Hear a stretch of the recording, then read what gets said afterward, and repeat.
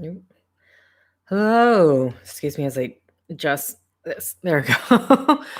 Hello, this is Chiak. We are back with Dead Space Catalyst, or the final chapters of Dead Space Catalyst. So there are 10 chapters left, and last cold read session, things went off. Let's just put it that way. Things went off. So, Dead Space Catalyst by B.K Evenson. Part 4, Chapter 43. Let's get rid of this tag. Jency groaned. He hurt all over, and his faceplate was spidered through with cracks, though luckily still intact. The arm of his suit seemed to be on fire. He slapped at the flame with his hand until it went out. Slowly, he unwebbed and pushed his way close to the viewport and looked out. At first, he couldn't make sense of what he was seeing. He had been expecting rock or dust, some sort of barren exterior space, but what he saw instead was different. A dark, rounded wall rising far above him. Cliffs, maybe? No, too regular. He fumbled around the pod until he found the exterior light and then flicked it on to get a closer look. No, he saw it was a man-made wall. He was inside something. Carefully, he broke the seal of the portal and crawled out.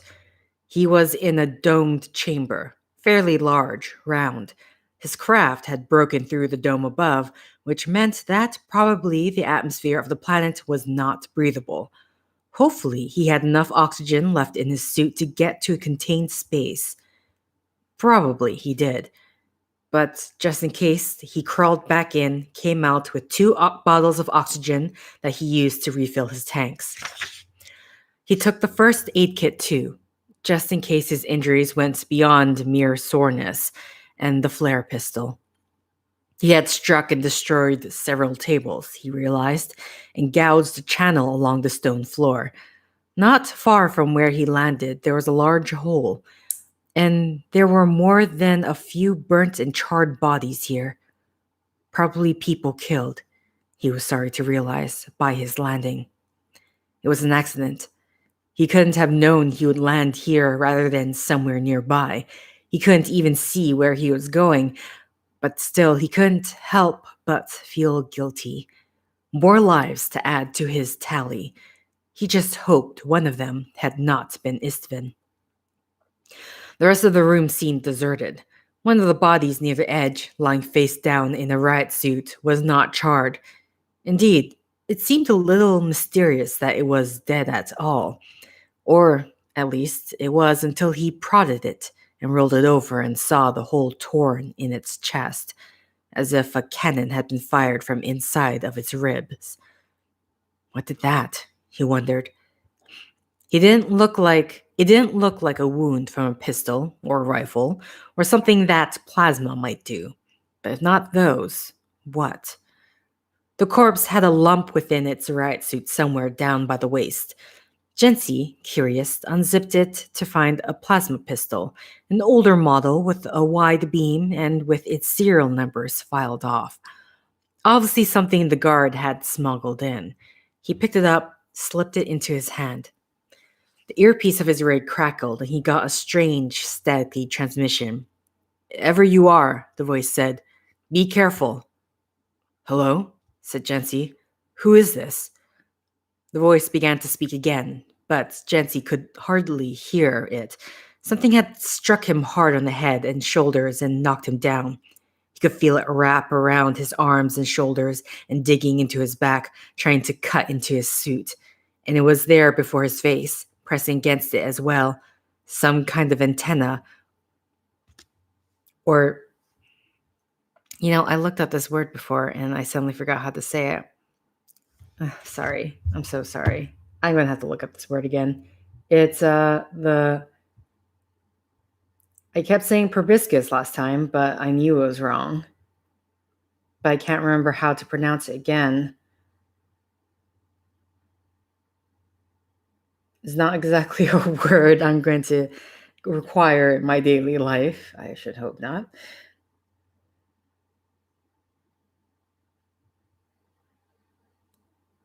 Proboscis. Proboscis. Okay, let me start at the beginning there. He could feel it wrapped around his arms and shoulders and digging into his back, trying to cut into his suit.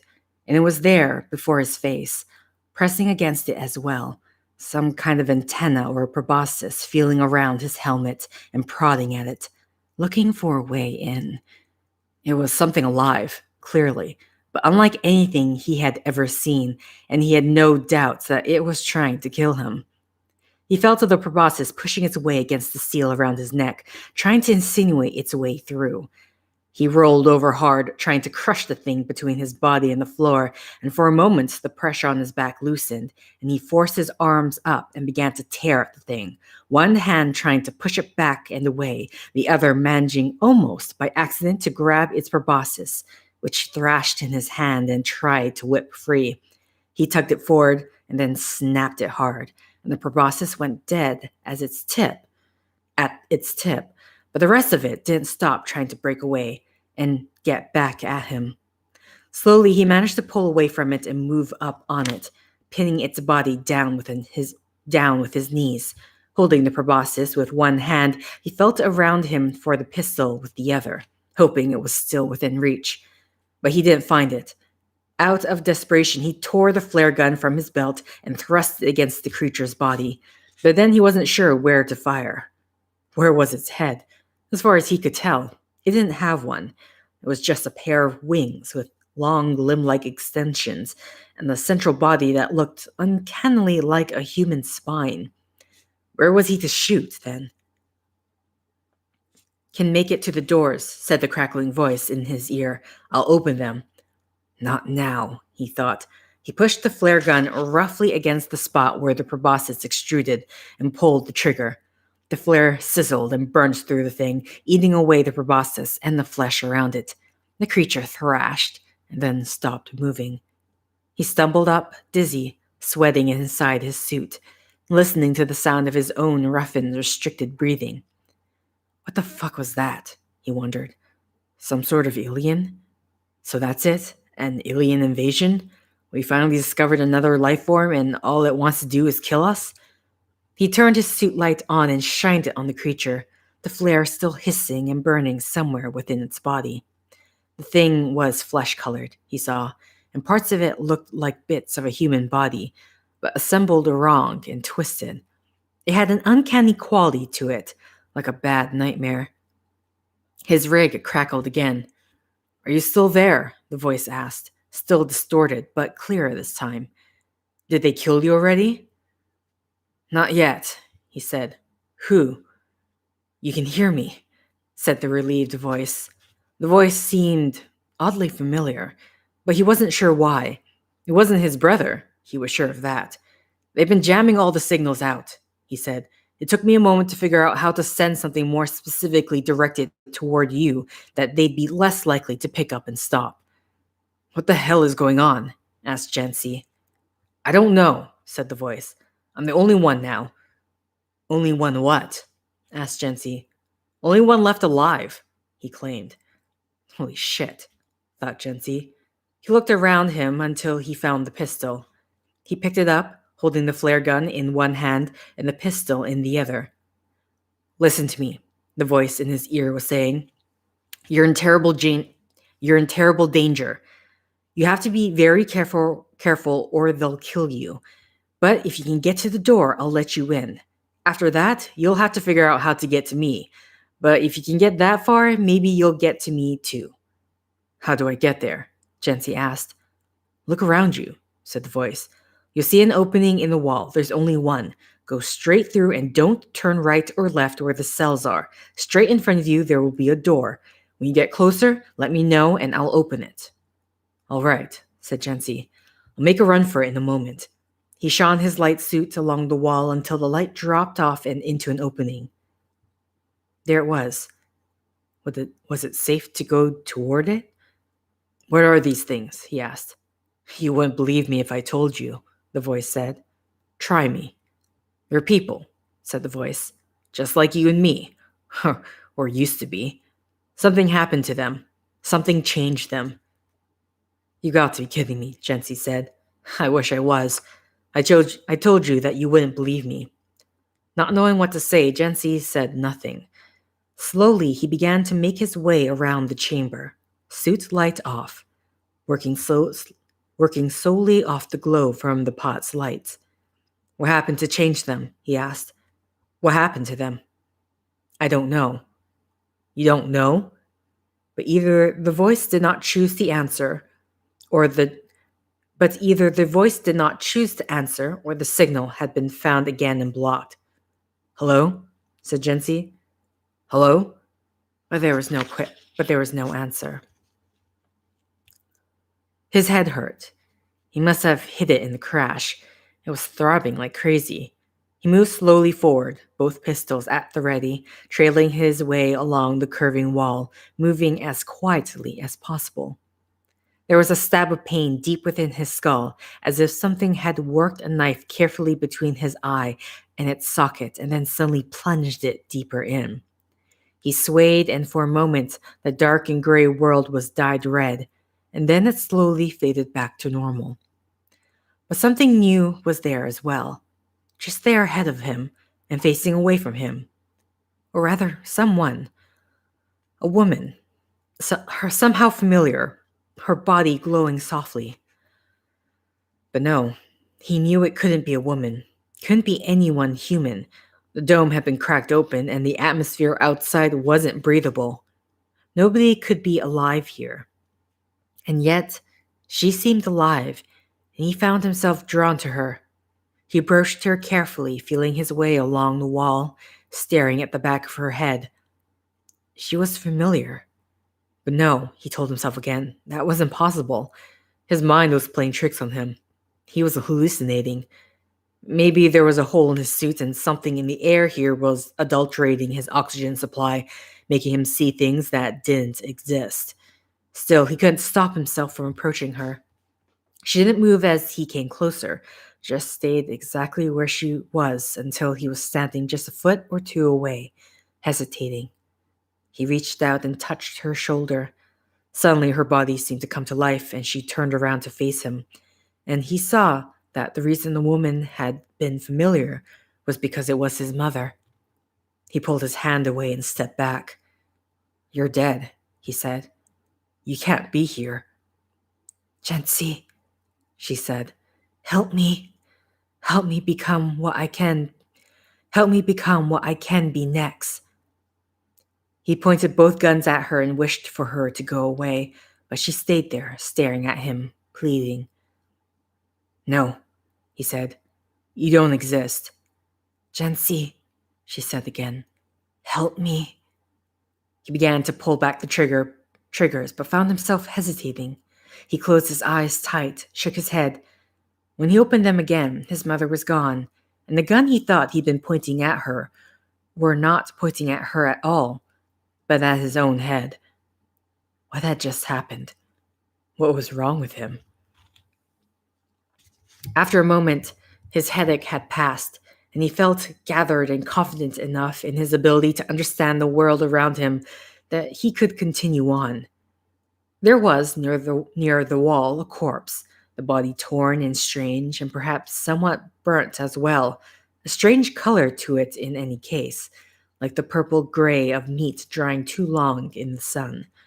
He would have to leave the wall to skirt around it, but he didn't particularly want to.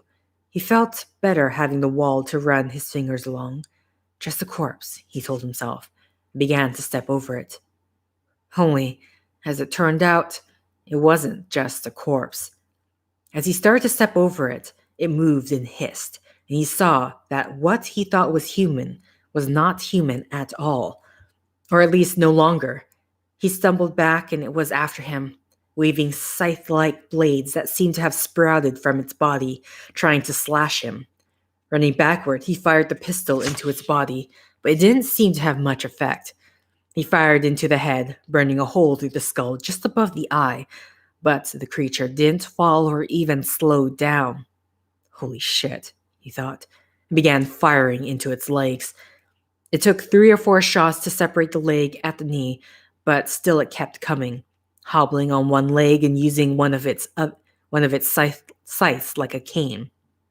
He shot the other leg out, and still it kept coming, lying on its belly and pulling itself forward by its scythes.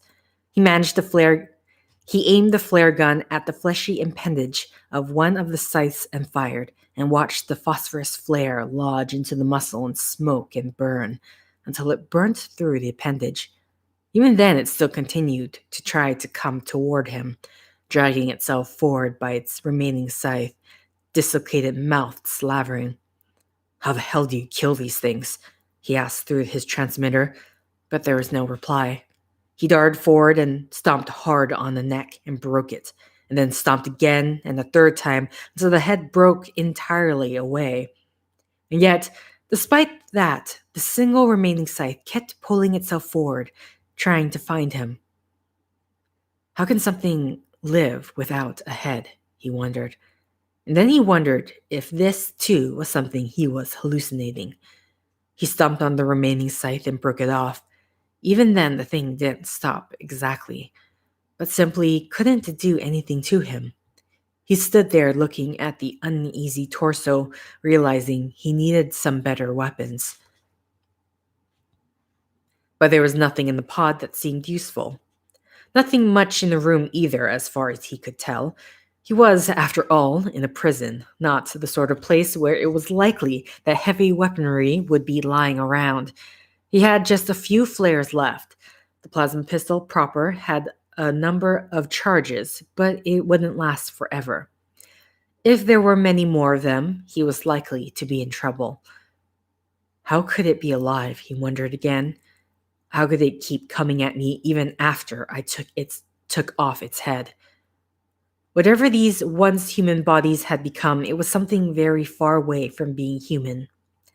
They operated in ways that he could not understand, and you couldn't kill them exactly, it seemed, only reduce them to a certain immobility, so that even though they were still moving, they could no longer do much harm. And so what now? What else was there to do but make for the door, and hope that the man who had been talking to him would manage to open it before another of those things found him and tried to kill him? At first, he started off cautiously, trailing his way along the walls, but he quickly thought, fuck it, and began to run. If they were there, they were there, and perhaps moving quickly was as good a way as any of getting past them. He ran along the wall and down into the corridor. He did not turn left or right, but he made the mistake of looking left and saw the line of cell lights still functioning in this part of the complex. Caught a glimpse of a corpse collapsed in one, killed by a lack of oxygen, as well as a few of the more humanoid creatures stumbling down the cells away from him. He ran forward to the large doors, stopped in front of them, and whispered into his receiver, "I'm here. Open the doors." He waited, but there was no response. He tried again, a little louder, hoping the noise wouldn't attract the creature down among the cells. Finally came a crackling sound. "Near inside too," it said. "Wave your hand so you know." What was that supposed to mean? Not knowing what else to do, he followed the part of the message he heard and waved his hand. There was a thunk and the doors began to slide open. But on the other side lay, he suddenly realized, not safety, but death. The room just on the other side of the door was scattered with corpses, some of them torn to bits, others more or less intact, and among them perhaps a half a dozen of the humanoid creatures that he'd seen before.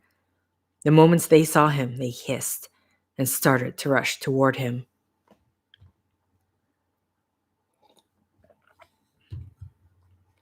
"44. He fired the flare gun into the first one, and it lodged somewhere near its hip, burning the joint of the leg away, but not quick enough for it to fall before reaching him. He turned and ran. At first, he was heading back to the central circle, but no, he realized. There was only one exit there. That was a trap. He swerved and headed down through the cell-lined hallway, only realizing after he'd started that he'd gone the wrong way toward the creature that he'd seen walking there earlier. He glanced back over his shoulder, but it was too late to correct himself. The others were already nearly upon him. He sped up, running as fast and as silently as he could. There they were, three of them up ahead, and he waited to fire on them until he was almost upon them and knew they had heard him. He faded right, and they gravitated. He faded right, and they gravitated toward him, and he fired the pistol at the closest. And he fired the pistol at the one closest to him, trying to take out a limb or leg, but failing. He fired the flare gun again and struck one of them in the face, the head suddenly blooming into a ball of fire. And then quickly he veered left, rubbed against the wassails, and rushed around them. One of them managed to strike him with his bone-like scimitar, but it was a glancing blow, strong enough to numb his arm and make him drop his flare gun, but not enough to cut through his suit. And then he was past them and running further along the curving hall, hoping he wouldn't run into more of them. "I'm still alive and running," he said into the receiver, already mostly out of breath. "Maybe you can hear me, maybe you can't, but if you can, for God's sakes, don't shut the damn door." He kept running, even though his lungs were burning. How much oxygen was left in the suit? The creatures behind him weren't quite gaining on him, but they also weren't losing much ground. If he slowed, eventually they would catch him, and then they would either kill him or make him into one of them. But he couldn't go far enough ahead of them to make them lose interest in him. They had to keep following him. He had to draw them all away from the door while he circled all the way around and back to it. Then a terrible thought hit him. What if the corridor didn't go around in a circle after all? What if he was soon going to hit a dead end? He tried not to think about it, tried just to keep running as long as he could, but the panic made him unable to judge how far he had run. Was he halfway yet? More? How much of his strength should he hold in reserve so he would be able to finish? He slackened his pace a little, and one of them almost caught him. He sped up and then saw it up ahead, the door. I'm coming, he yelled into the receiver. "Get ready to close it." And he ran all out and as fast as he could. He yelled, "Now!" And he was still a little way, 15 or 20 feet or so, and was horrified by how quickly the door started to close. Would he make it? He gave a last burst of speed and threw himself at them and through them, sliding the last of the way in and watching the door close behind him, crushing one of the creatures as it did so, keeping the rest outside.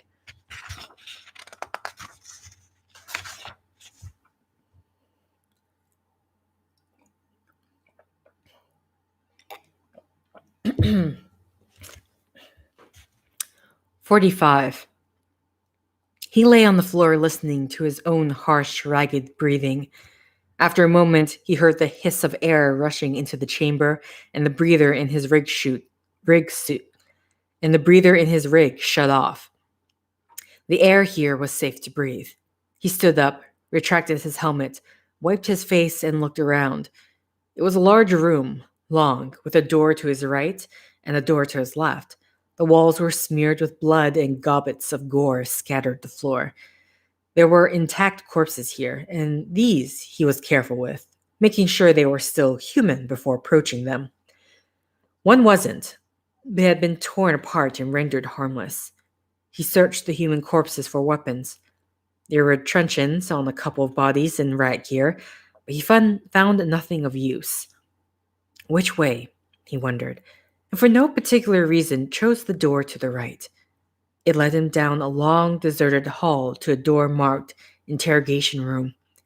Near the door was a corpse in riot gear, its head torn from its neck and discarded a little further down the hall. He gingerly stepped over it and opened the door. The room smelled of rot, and the table in the middle of it was slimy with ichor or some other foul fluids. He ignored it, focusing instead on the metal cabinets around the walls. He opened these one by one, looking for something to use as a weapon. There were drawers full of gauze, surgical gloves, doctor's coats with faded brown stains on their fronts, a set of scalpels, some equipment related to torture by electrocution. There were empty plastic buckets, surgical tubing. There was one drawer packed full of hypodermic needles, the light glinting off them eagerly when the jar was opened.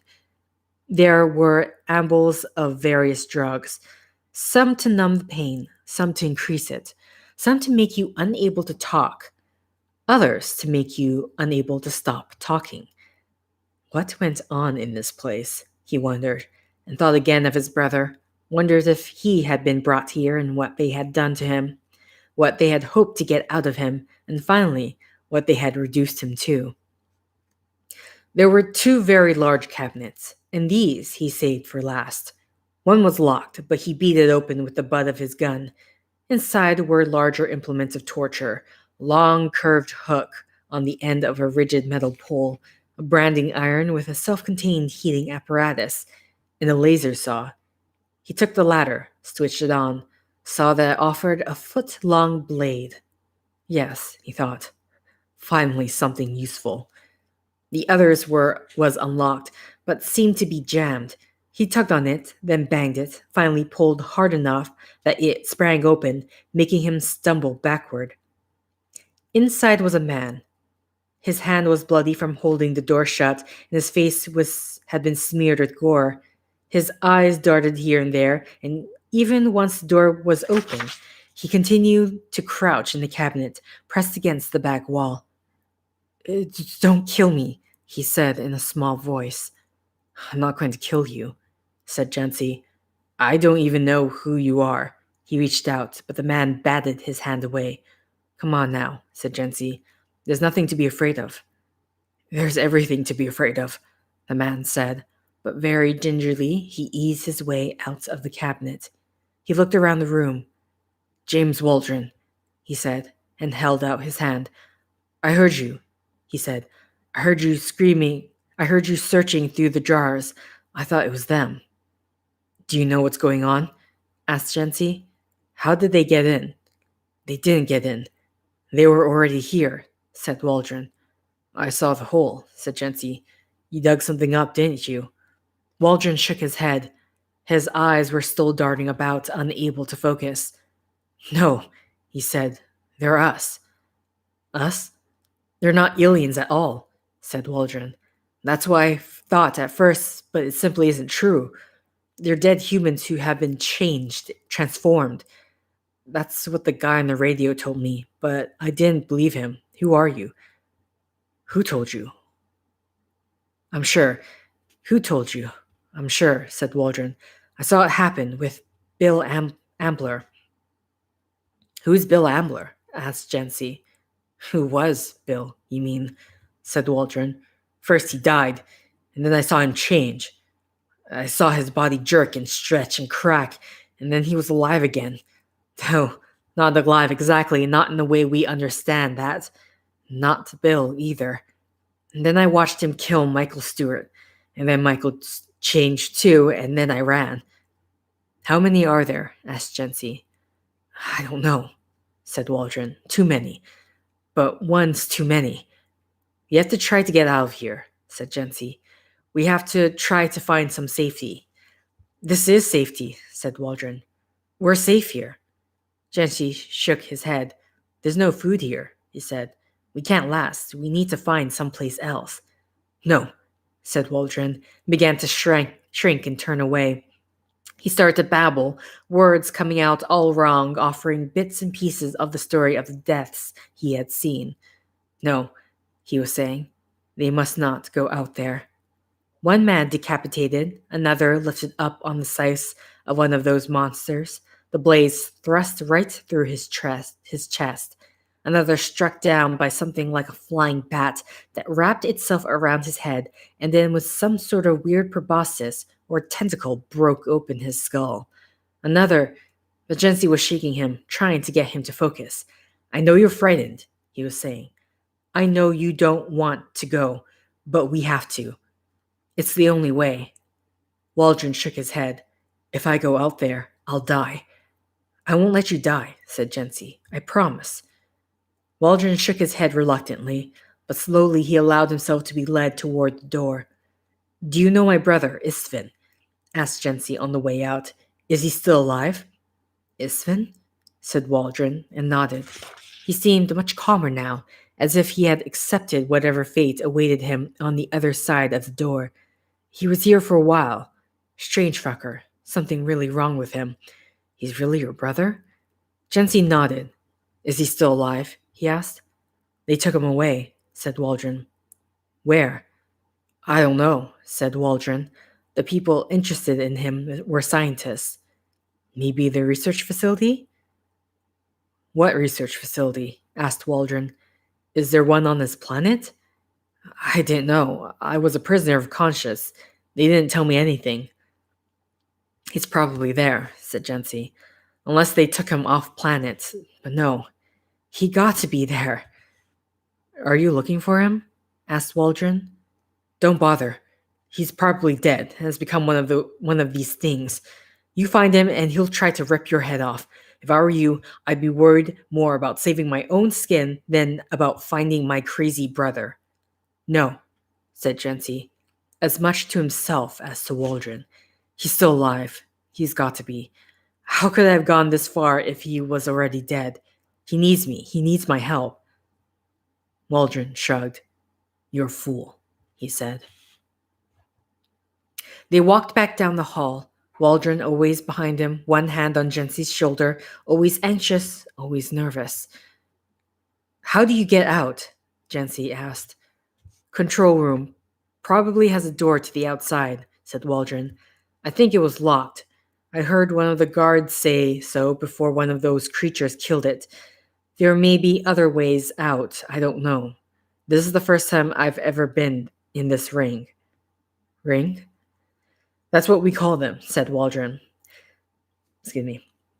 That's what we called them, said Waldron. Sometimes we call it a three-ring circus, and sometimes it's the three circles of hell. The prison is the two on the inside, and this outer ring is for the guards. They watched us from here, controlled us. Were you the one who contacted me? Asked Jency. What? No, said Waldron. How could I have done that? If you were sending a signal, where would you send it from? I don't know, said Waldron. Must be the control room. Waldron, we may be all right after all. He had a hard time getting Waldron to cross the gore-spattered room.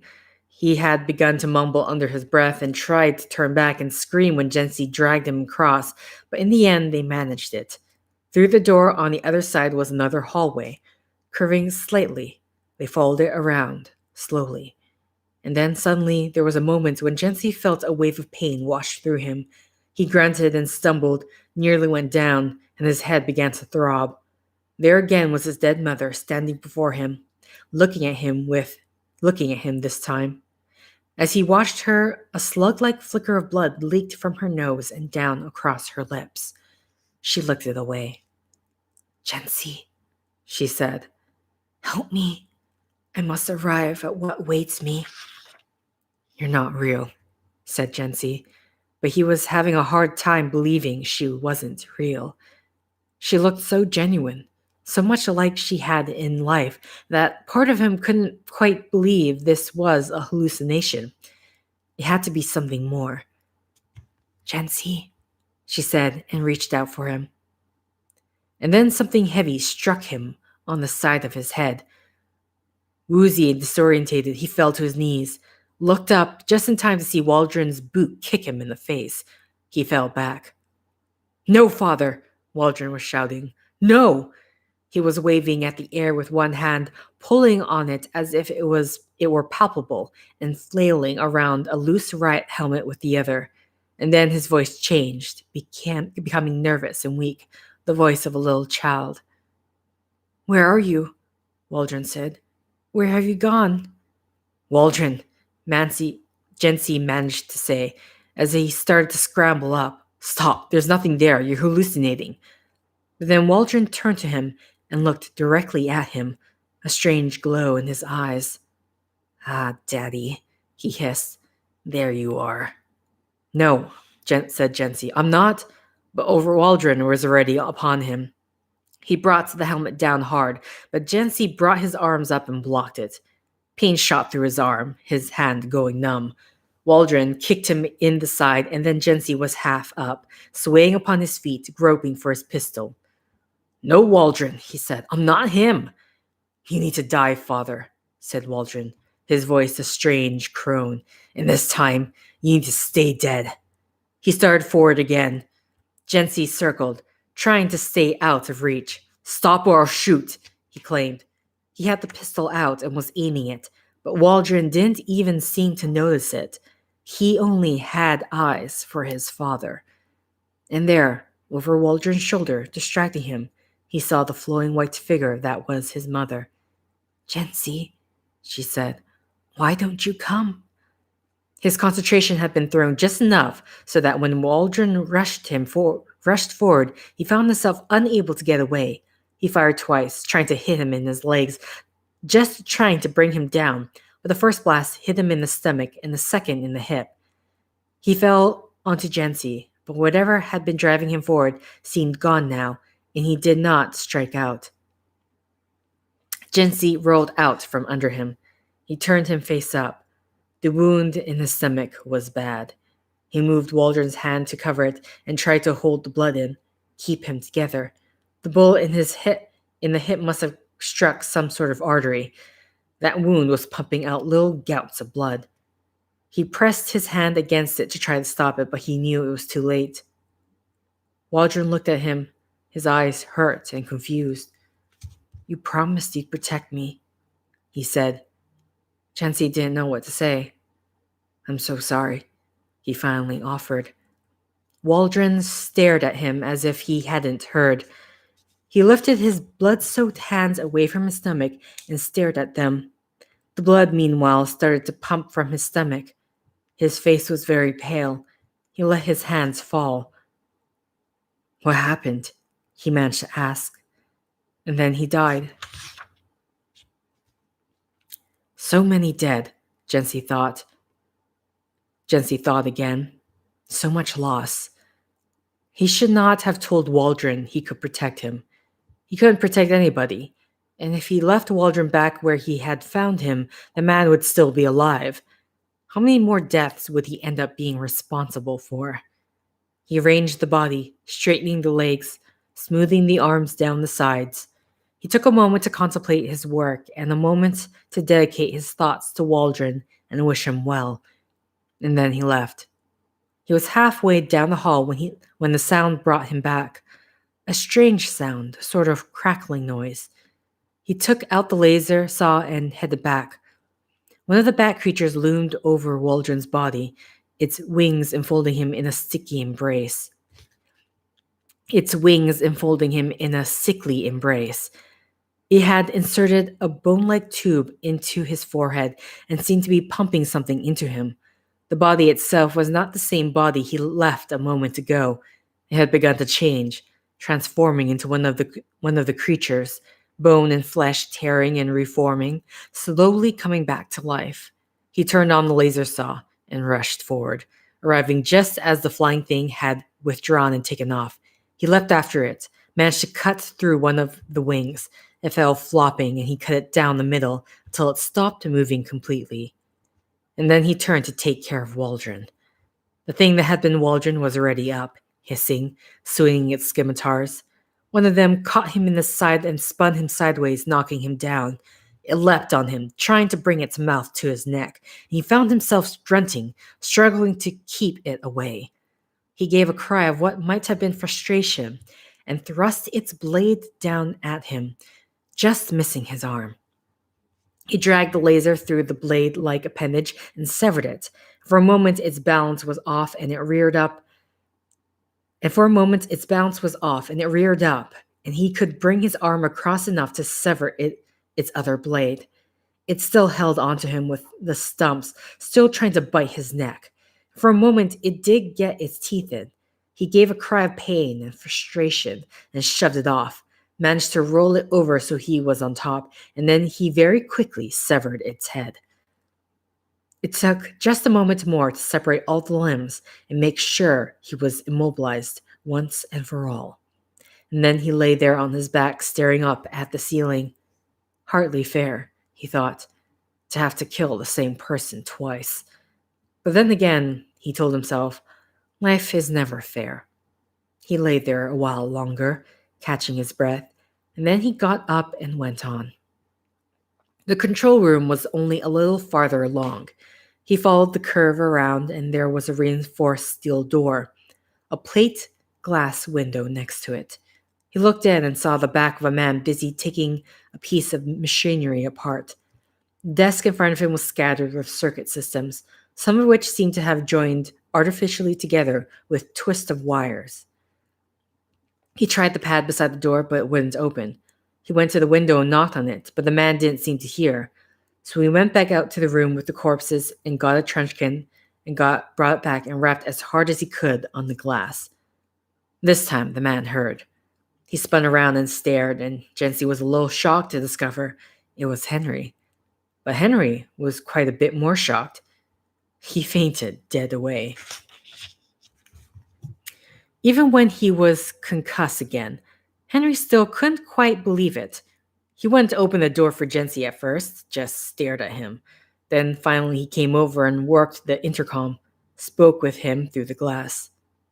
"This isn't happening," he said. "You're just another hallucination." "No," said Jency, "it's happening."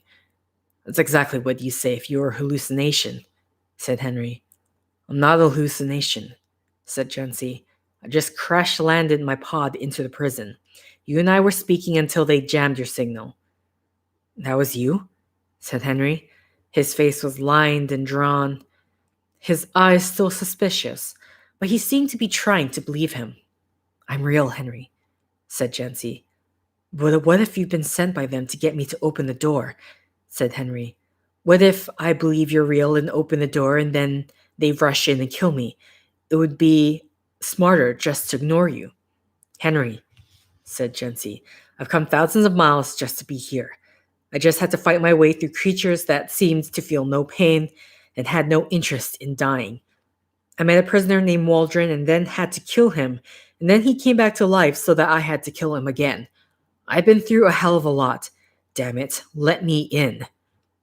Henry stared at him for a long moment, then shrugged and opened the door. There were a few more awkward moments after that, moments when he said something that made Henry doubt again that he was real. Once Henry became so suspicious that he picked up a screwdriver and tried to jab out Jency's eye. And if Henry hadn't been weak from lack of food, he might have succeeded. But as it was, Jency took the screwdriver away and Henry became placid and remained so for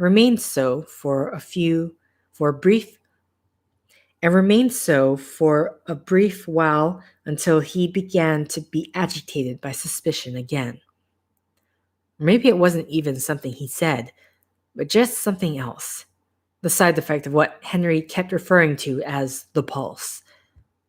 "What kind of pulse?" asked Jency. "What do you mean?" Henry tried to explain it. Scientists had come, he said, and they had recorded it. One of them had explained a little to him, though he didn't think she was supposed to. A pulse, doing something to the brain, created by something called the marker. "The what?" "The marker. I've never seen it," said Henry. "I don't know exactly where it is or what it looks like. It's in the research facility. Hush-hush stuff." "What about Isvin?" asked Jency. "Did the creatures kill him?" "No," said Henry. "The scientists came and measured the pulse and scanned the area, and then they dug a hole. Once they'd done that, they became very interested in Isvin, and then took him and left." He turned to Jency and gave him a serious look. "But if the same thing is happening over there that's happened here, he's probably no longer alive." "He's got to be alive," Jency insisted. "He's probably not," said Henry. "I know you've come a long way to be here, but it might be time to admit that." Jency turned away. Maybe Henry was right, but he wasn't quite ready to give up. One part of Jency wanted to become reconciled to the idea of his brother's death, but another part still felt that his brother was still alive, was almost sure of it. Which part was correct? The one that accepted the reality of his brother's death, or the part that insisted on continuing to try to find and save him? "I have to try," he said to Henry. "He may be dead, but I can't give up until I know for certain." He had years of frustration over not having been able to prevent Isfin from being taken away, And all those years were gathering together to make him feel like and all those years were gathering together to make him feel that he had to prove himself, that it was now or never. Henry backed off, of course. Henry backed off. Of course, he said. Who knows? Isfin may somehow have managed to survive. We'll have to go to the research station to find out, but we were going to have to go there anyway. There's nowhere else to go. And so they went.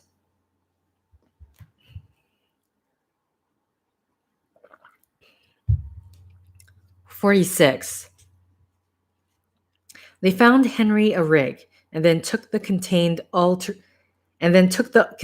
all-terrain vehicle through the hostile atmosphere of the planet and toward the research facility. The landscape struck Jency as strange, more like a moon than a planet. Deep reddish black dust and rock, no plant life at all, no signs of life at all apart from the penal colony and the research facility. Jency caught Henry staring at him. Watch where you're driving, he said. Henry looked away and shook his head in astonishment. I still can't believe you're here, he said. Neither can I, said Jency, and I can't believe the shit that's going on here. It's like a nightmare, said Henry. It's worse than a nightmare, said Jency. For a while they didn't speak much, just drove. What do you know about this place we're heading toward? Asked Jency. Almost nothing, said Henry. Are we likely to have trouble getting in? Henry shrugged. It's a secure facility, so yes, I'd imagine so. But then again, they aren't expecting us. Or at least they weren't until about a few miles away from the facility itself, when the receiver crackled alive and offered a pre-recorded message. Caution, you have entered the restricted area. Enter your code and authorization. If you do not have code and authorization, stop your vehicle now and turn around. What do we do? Asked Henry. Jency shrugged. Keep going, he said. The message was repeated twice at intervals of about 30 seconds. Each time they ignored it, kept driving. 30 seconds after that, a new message came. You are in danger. Stop immediately or you will be destroyed. Jency kept driving. I'm going to try to hail someone, said Henry nervously. He was just starting to do so when something struck the ATV and spun them around, threw the vehicle into the air, brought it down hard to land upside down. Jency hung head down in his webbing. The inside of his faceplate was obscured by a fine mist of blood, and this, in combination with the cracks that had come from the pod crash, made it very difficult to see. He groaned, shook his head. He turned and saw Henry hanging beside him, seemingly unconscious. Jency pressed his webbing release and fell in a heap onto what had been the vehicle's roof, and from there he turned around and worked his way to kneeling. He shook Henry, knocked on his faceplate, but Henry didn't respond. Carefully, he positioned himself to bear Henry's body and then pressed the release for his webbing, letting him down slowly and easily. He dragged him out of the ATV and spread him out on the ground outside. He connected to him via comlink. Henry, he said. Henry, wake up. He checked the suit for tears and holes, but there was nothing. And as far as he could tell, manipulating the limbs through the suit, no broken bones. He seemed to be breathing as well. The ATV, though, was useless. The back half of it had been torn off by a mine or by a rocket, no way to say which, before being flipped upside down. They'd been lucky that the explosion had hit him where it had, a little further up, and both of them would be dead. Henry, said Jency, I can't leave you here, but I can't carry you either. I don't know if either of us has enough air to go far. Okay, that's a short chapter.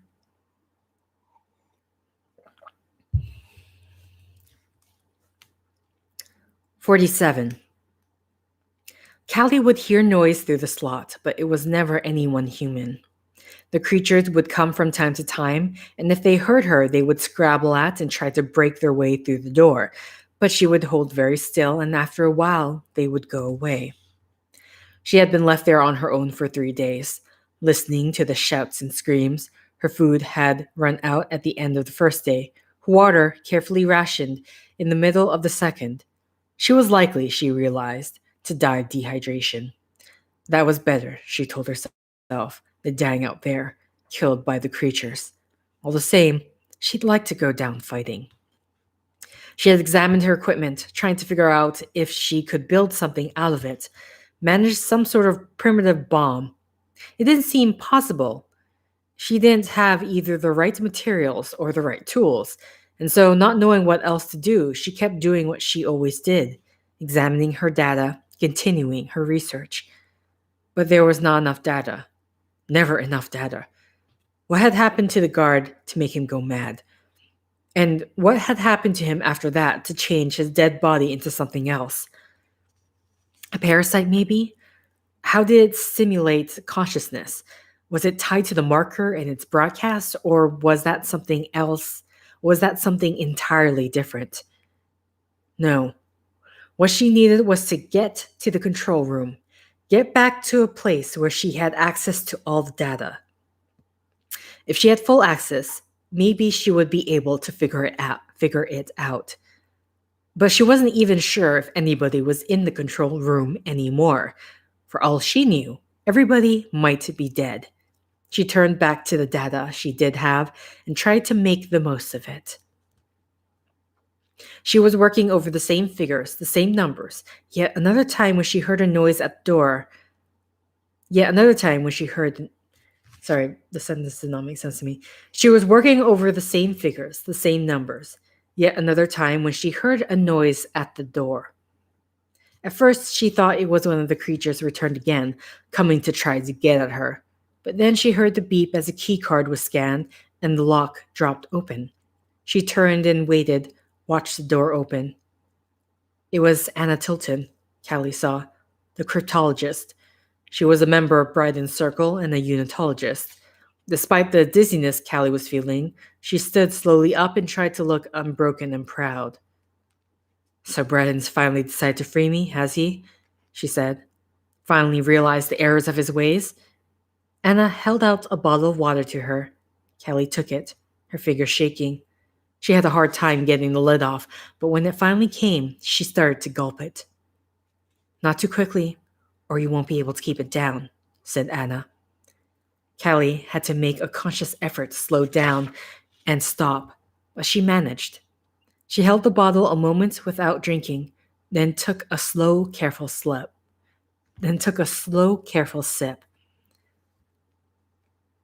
So what changed his mind? She asked. Anna shook her head. No, Bryden didn't send me, she said. I came on my own.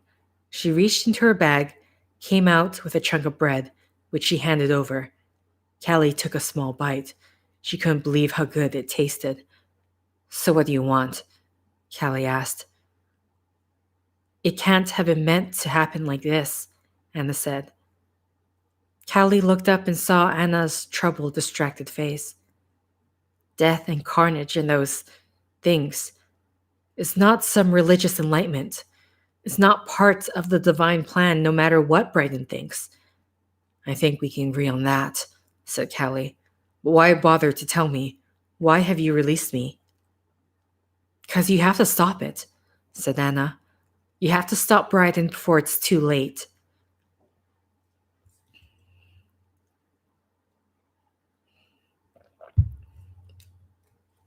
"48.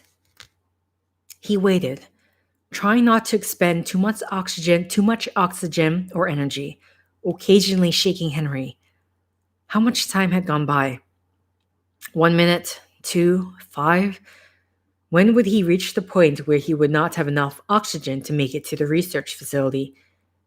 It would be better to leave Henry behind, he knew.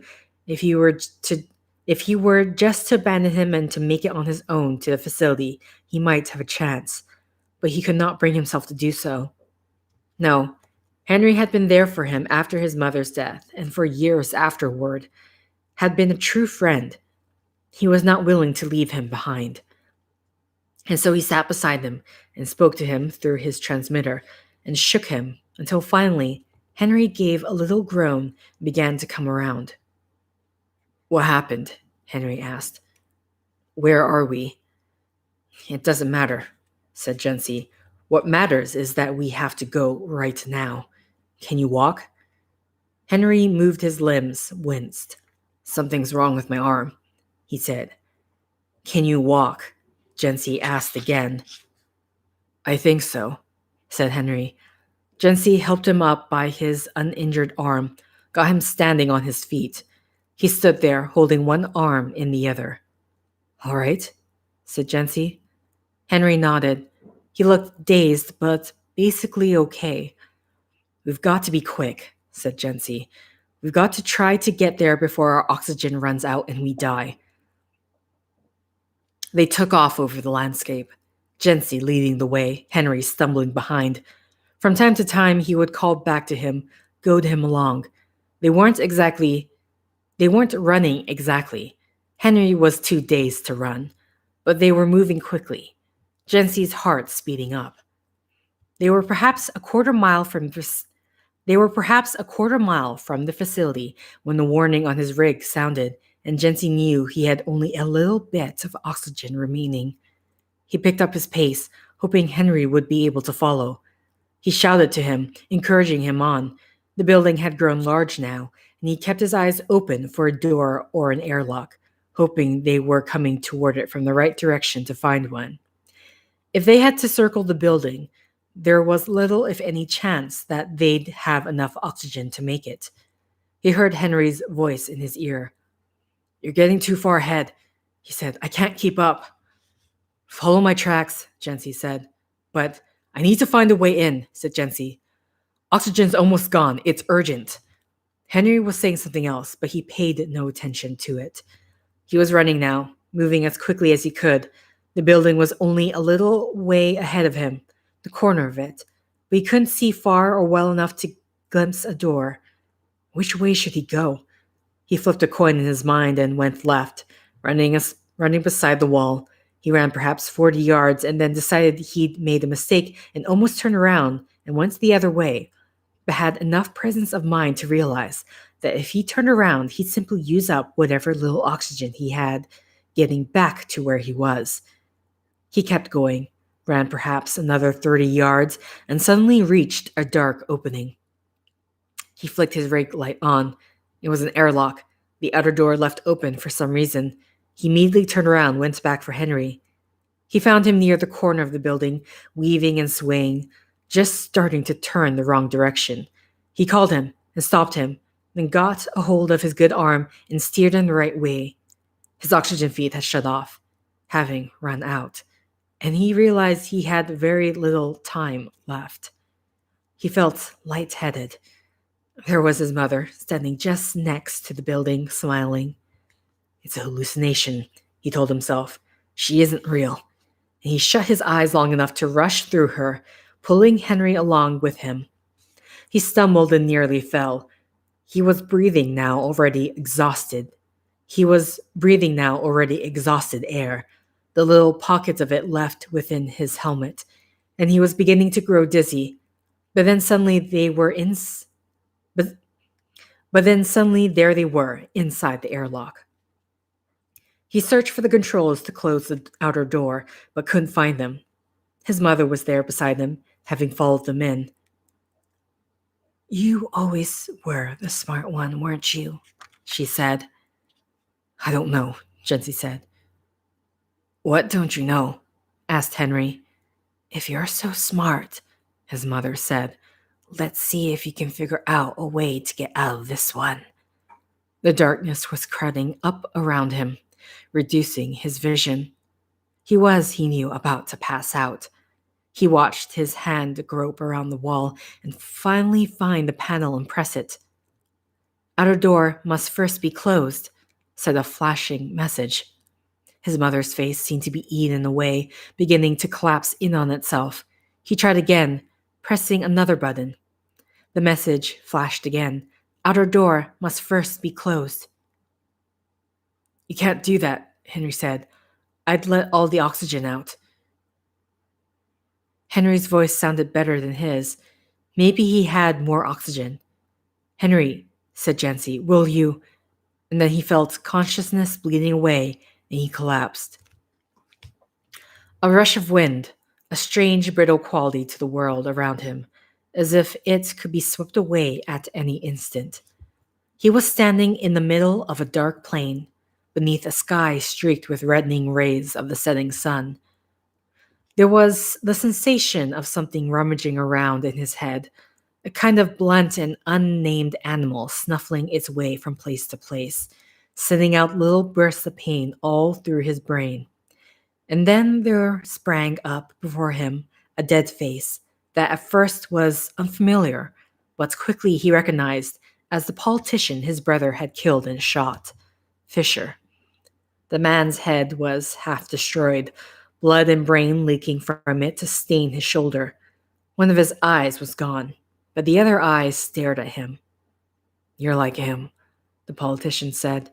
When he spoke, bubbles of blood formed on his lips. "Like who?" Jency said.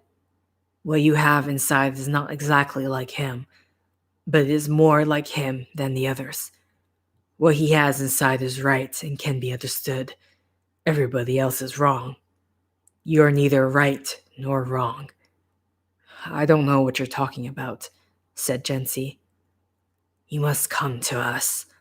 Come to us and we shall make you right." And then the scene behind him began to shiver and dissolved into a torrent of blood. He awoke from the dream, if it had been a dream, to find himself lying on the metal floor, staring up at the ceiling. Henry was standing over him, still holding one arm, and his helmet had been retracted. His head ached, but he was happy to realize that he no longer felt like he was suffocating. "You're alive," said Henry. Jency nodded, sat slowly up. They were, he saw, in the airlock, both its inner door and outer door sealed. "You managed to get it shut?" said Jency. Henry smiled. "Just a question of finding the right button," he said. He nodded toward the inner door. "That door, though, is a more difficult proposition. We need a passcode. So we're stuck." "Looks like it," said Henry. "We can't go out because we don't have enough oxygen, and we can't go in because we don't have the passcode." Jency stumbled up. He went and took a look at the inner door, tried to override it, but without success. He examined the door for any emergency releases or other mechanisms, but found none. "So what do we do?" asked Henry. Your guess is as good as mine," he said. He took the laser out of his pocket, but one brief attempt was enough to convince him it wouldn't be able to cut the door open, not before it ran out of power. He put it away. He removed the gun from his pocket, then grasping it by the barrel began to hammer its butt against the door, a slow, regular sequence. "Maybe they'll hear it," said Jency over his shoulder for Henry's benefit. "Maybe they'll come get us out." Henry didn't say anything. Yes, Jency thought. Not likely. I know. But what else is there to do? He kept pounding, hoping against hope that someone would hear.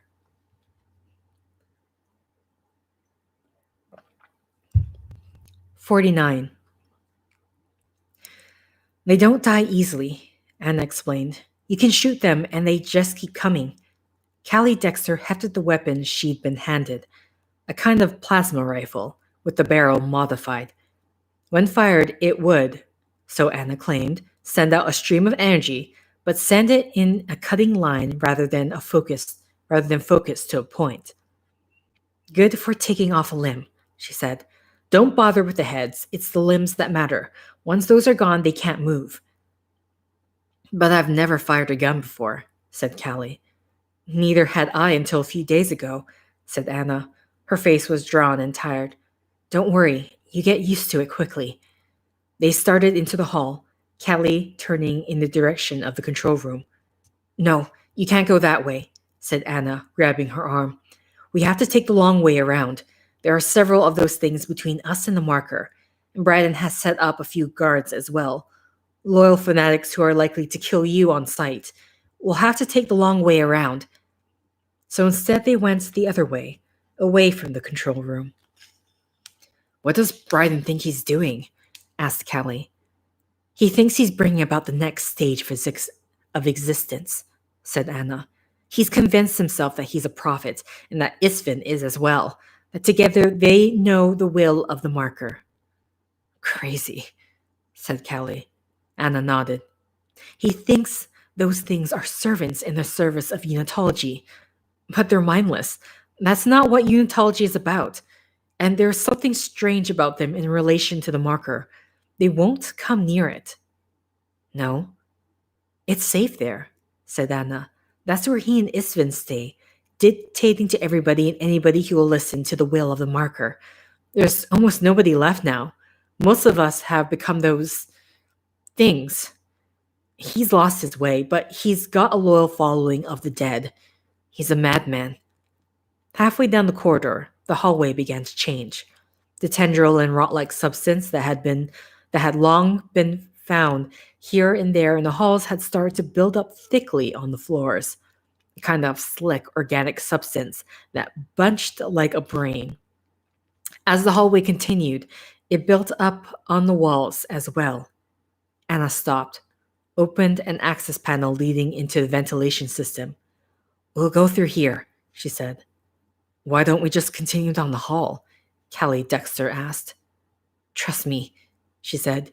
"You don't want to see what's down there." The passage was narrow and constricted, and it seemed to Callie very hard to breathe. They had to go on hand and knees, bodies bent low, with Callie pushing the rifle in front of her. The access panel led up a steep incline to the ventilation system, and she followed Anna through the ducts, watching their shadows flicker large, listening to the low hum of the ventilators and feeling the turgidly moving air. From time to time, where the ducts intersected, Anna would pause and take out a scrap of paper and unfold it and examine it before deciding where to go. These moments were the worst for Callie, when she felt both cramped by the duct's wall and immobile. It was in those moments that, despite the lights they carried, she felt the duct closing in around her. At a certain moment, she was certain she heard something behind them. Turning, she saw a brief flash of movement, but then it was gone. "Anna?" she said. "What is it?" asked Anna. "Who else uses these ducts?" "What else? What else do you mean?" said Anna. "You see anything, shoot it, and ask questions later." This did not reassure her, and added to the confined and stifling atmosphere to make her feel highly jumpy. They continued on. "Where can we possibly be?" wondered Callie. "Are we turning in circles?" And then she felt something close around her ankle. She cried out and felt herself dragged back the way she had come, rattling and banging through the passage. She nearly lost her gun, but just managed to hold onto it. For a moment, the dragging stopped, and she dragged herself over into her. For a moment, the dragging stopped, and she dragged herself over onto her back to face it.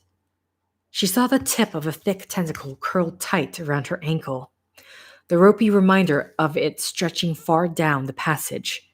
It was, she saw, coiling itself up, gathering itself to pull her further. "Shoot it!" she heard Anna yell. "The pustule!" The pustule? She wondered. And then she saw it. A distended yellow sac farther down the passage, sprouting off the tentacle and partly hidden by the rolls of the curves of tentacle between it and her. Good, she thought. At least now I know what to do. She worked the gun around, banging it against the side of the duct passage, but finally managing. She aimed, but before she could fire, the tentacle jerked tight, and she was flipped onto her stomach and dragged painfully further along. It stopped again, the tentacle coiling itself, gathering itself, and she managed to flip over and get the gun aimed. She fired once and seared the wall. Then again it hit the tentacle, but not the pustule, and seemed to do no damage. She kept calm.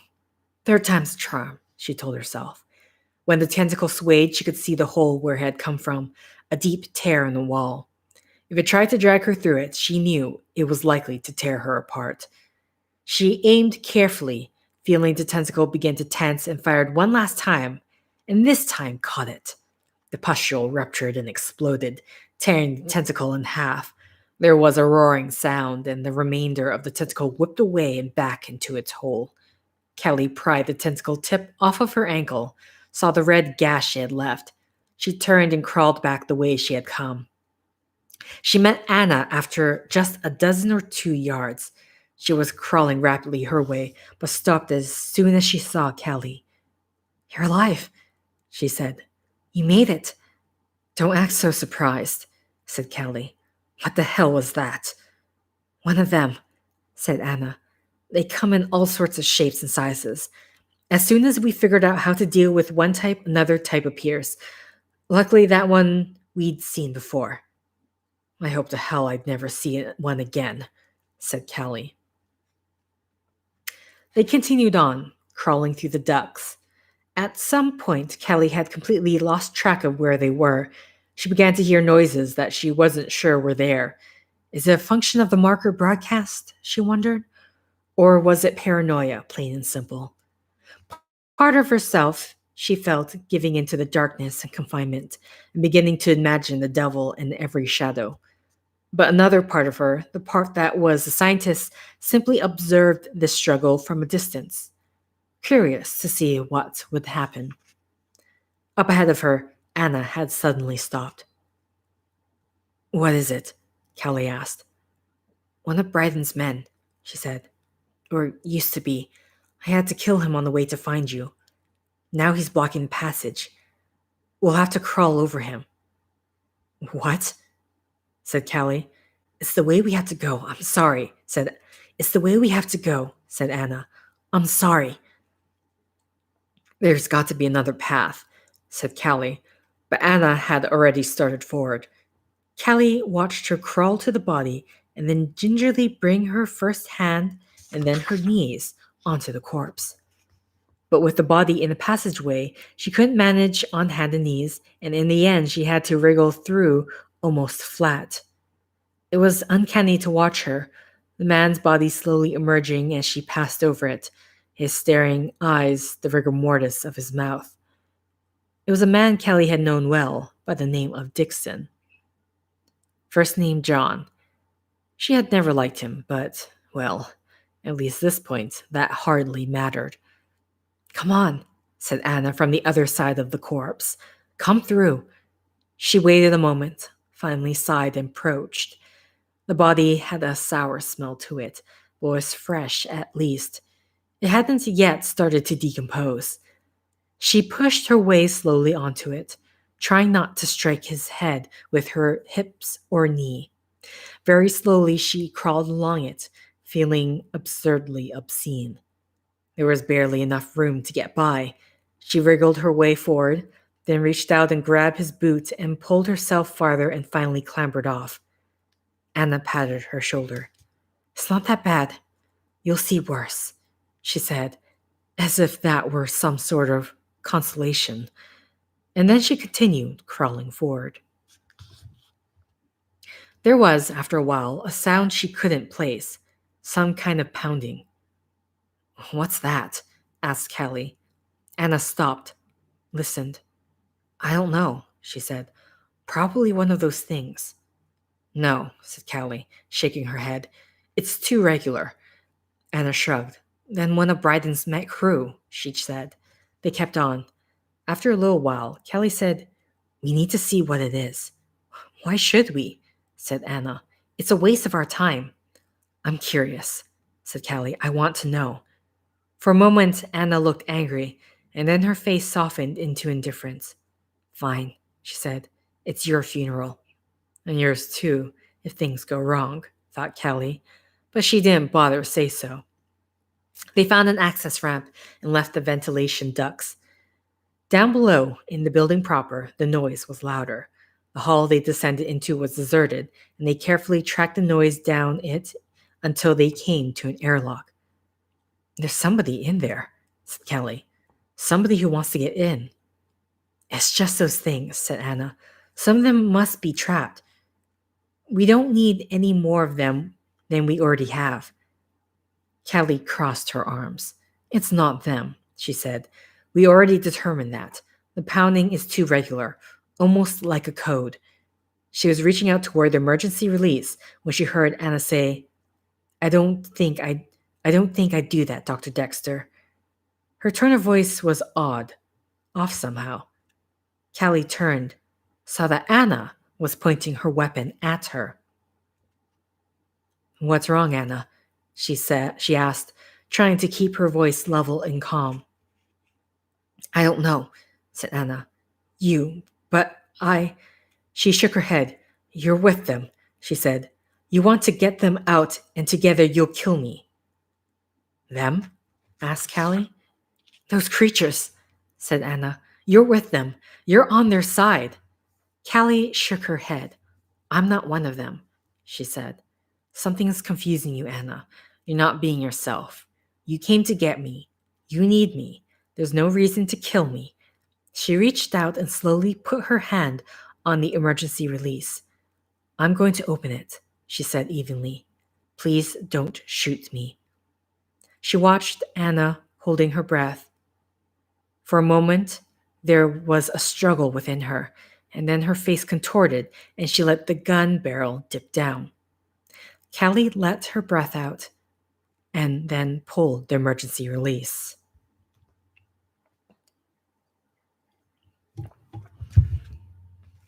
Just seeing how much is left here. 50. Oh my God, said Henry. It worked. Jency was just as surprised as he. He pulled back, groping the laser saw out of his belt, and stood waiting for the door to open the rest of the way. When it did, it opened on the face of a female scientist who had come to the penal colony a few days before. She looked tired, her face dirty and exhausted, but she seemed very much alive. Hello again, said Henry. Hello, said the scientist and smiled. Dr. Callie Dexter, who's your friend? From behind her, Jency saw another woman, this one holding a gun. Are you one of Bryden's people? She shouted. Which side are you on? Calm down, said Henry. Anna, it's okay, said the scientist, turning to her. I know this man, she said, pointing to Henry. He was a guard over at the penal colony. Technician, said Henry. It doesn't matter, said the scientist in a low voice. Just shut up. What about the other one? asked Hannah. I'm here to find my brother, said Jency.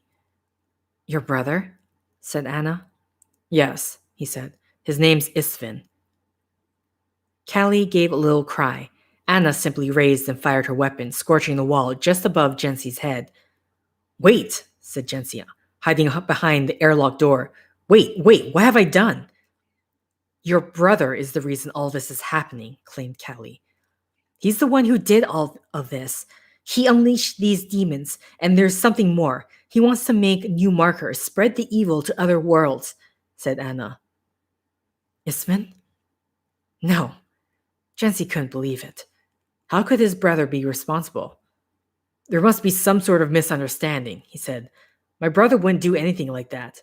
But even as he said it, he saw his brother standing beside Councilman Fisher, pulling the trigger. Isvan was capable of anything. No misunderstanding, said Callie. If only I can have a chance to talk to him, I can figure out what's wrong, Jency said. I can stop him. Why should we trust you? Asked Hannah. No, Anna, said Callie. We need everybody we can get. She turned back to Jency. If you can stop him, fine, she said. If not, then I'll kill him myself. It took a few more minutes to calm Anna down, but in the end she grudgingly let them come along, and Anna led the way, the others following.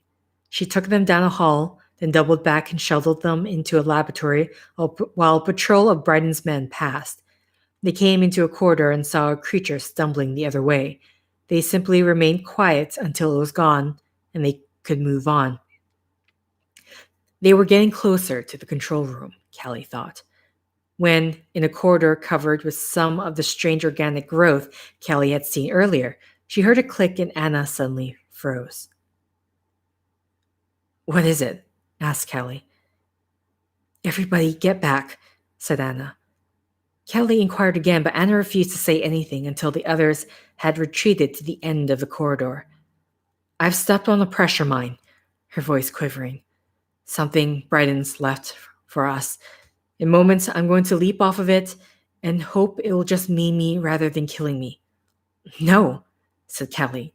Don't. Maybe we can figure out something else to put it on it. Maybe it still isn't too. But Anna had already leapt. When she came down, she was missing both of her legs, which had been blown into bits and was dead as a stone. Callie stared at her corpse a moment, then gestured to Jency. That work? She asked, pointing to the laser saw on his belt. When he nodded, she said, cut off her arms too. Last thing we want is her coming back to haunt us. Jency had removed one arm and was starting into the other when his rig receiver crackled to life. He could tell by the looks on the faces of the others that the same thing was happening with their rigs. Bryden here, the voice said. You should be more careful where you step. What do you want, Bryden? Asked Callie. Ah, Callie, he said. You should have stayed safe where you were in your cell. You would have had a much gentler death than you would have had a much gentler death there than you will here. Who are your friends? None of your business, said Jency. It doesn't matter, I suppose, said Bryden. You won't last long. None of you will, if I were you. None of you will. If I were you, I wouldn't bother to postpone the inevitable. You'd be better off if you put your guns to your heads now and pull the triggers. Shut up, Bryden, said Callie. Gladly, Callie, said Bryden. I have much better things to do than waste time talking to you. Besides, with a little luck, your deaths will be captured on tape, and I'll be able to watch them over and over again. They came to another pressure mine, but saw it this time and avoided it. Callie led the way, taking a somewhat circuitous path. As if she wasn't completely sure where she was. Shensi had taken Anna's gun, had given his laser saw to Henry. I was serious about killing your brother, said Callie. I know you were, said Jency. Just give me a chance to talk to him first. They came to a place where the hallway was blocked by stacks of boxes, a kind of makeshift barricade. Callie stared at it a moment. We can backtrack and take another hallway, she said, or we can break through it, or we can try to take a shortcut. What sort of shortcut? Asked Jency. She shrugged, then gestured at the doors behind them. Some of these rooms connect both to this hall and the one on the other side of it. We cut through one of them, see what's on the other side. Jency nodded. Let's try it, he said. It might be a hallway filled with those things, she said. We might walk out into the middle of them. We might, assented Jency, but it's worth taking the risk. He went to the first door in the hall and slid the door open. The room inside was empty, a fairly shallow storage room that did not have another door. He went to the next door, and this one was locked. The third door down was open, however. The third door down was open, however, and opened into a larger room, with a door on the other side of it. Here it is, he called back and started in, Henry close behind, Callie lagging a little ways behind. He crossed to the entrance and took a few steps, and only then did he see the man who had been hiding behind the door.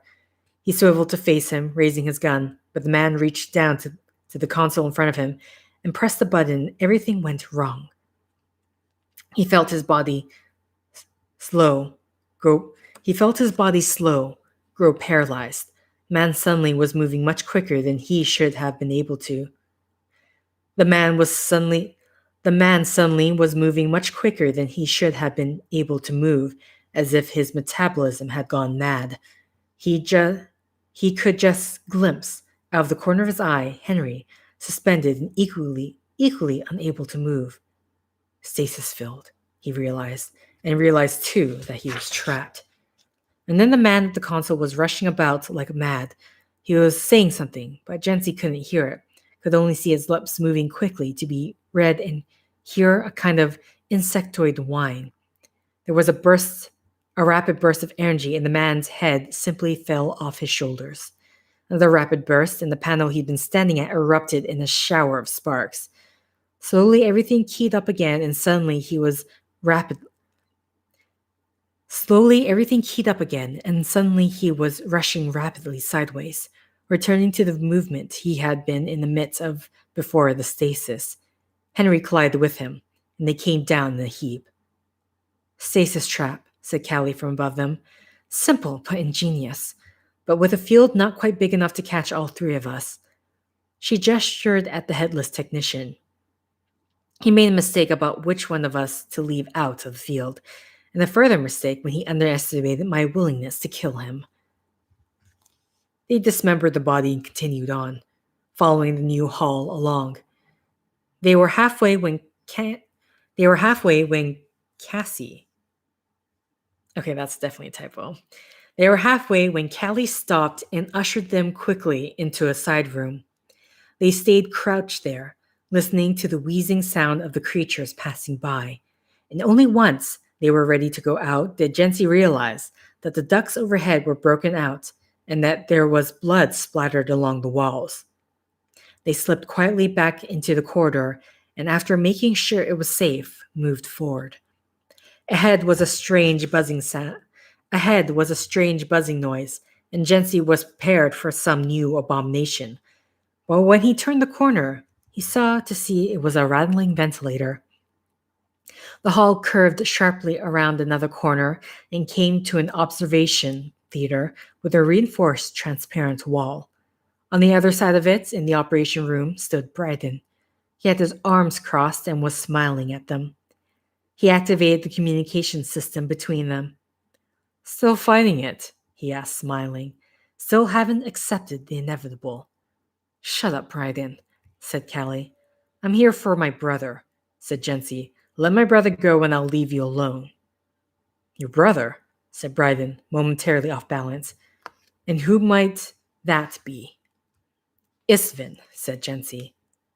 For a moment, Bryden looked incredulous, and then he burst out laughing. He's your brother, he said. You've got to be kidding me. What have you done to him? Shouted Jency. Give me my brother back. Give me back my brother. You think he's your brother, do you? Said Bryden. How quaint. Whatever he is now, he's not anyone's brother anymore. He won't even recognize you. He has become a prophet. The marker has chosen him to spread its gospel. He belongs to the marker now. In frustration, Jency pounded his fist against the glass. Callie was working with the door lock, trying to override it and get the door to open. Henry helping her. Bryden noticed them, gave a deep bow. Be seeing you, he said, and slipped out a door on the far side. A moment later, the door opened of its own accord, and Jency rushed in and across the operating room. The door on the other side was locked. Think you can do anything with it? Jency asked Callie. I'll try, she said, and started to work on it. The lights flickered and went off, the room now lit only by the pale glow of emergency lighting. Callie, did you do that?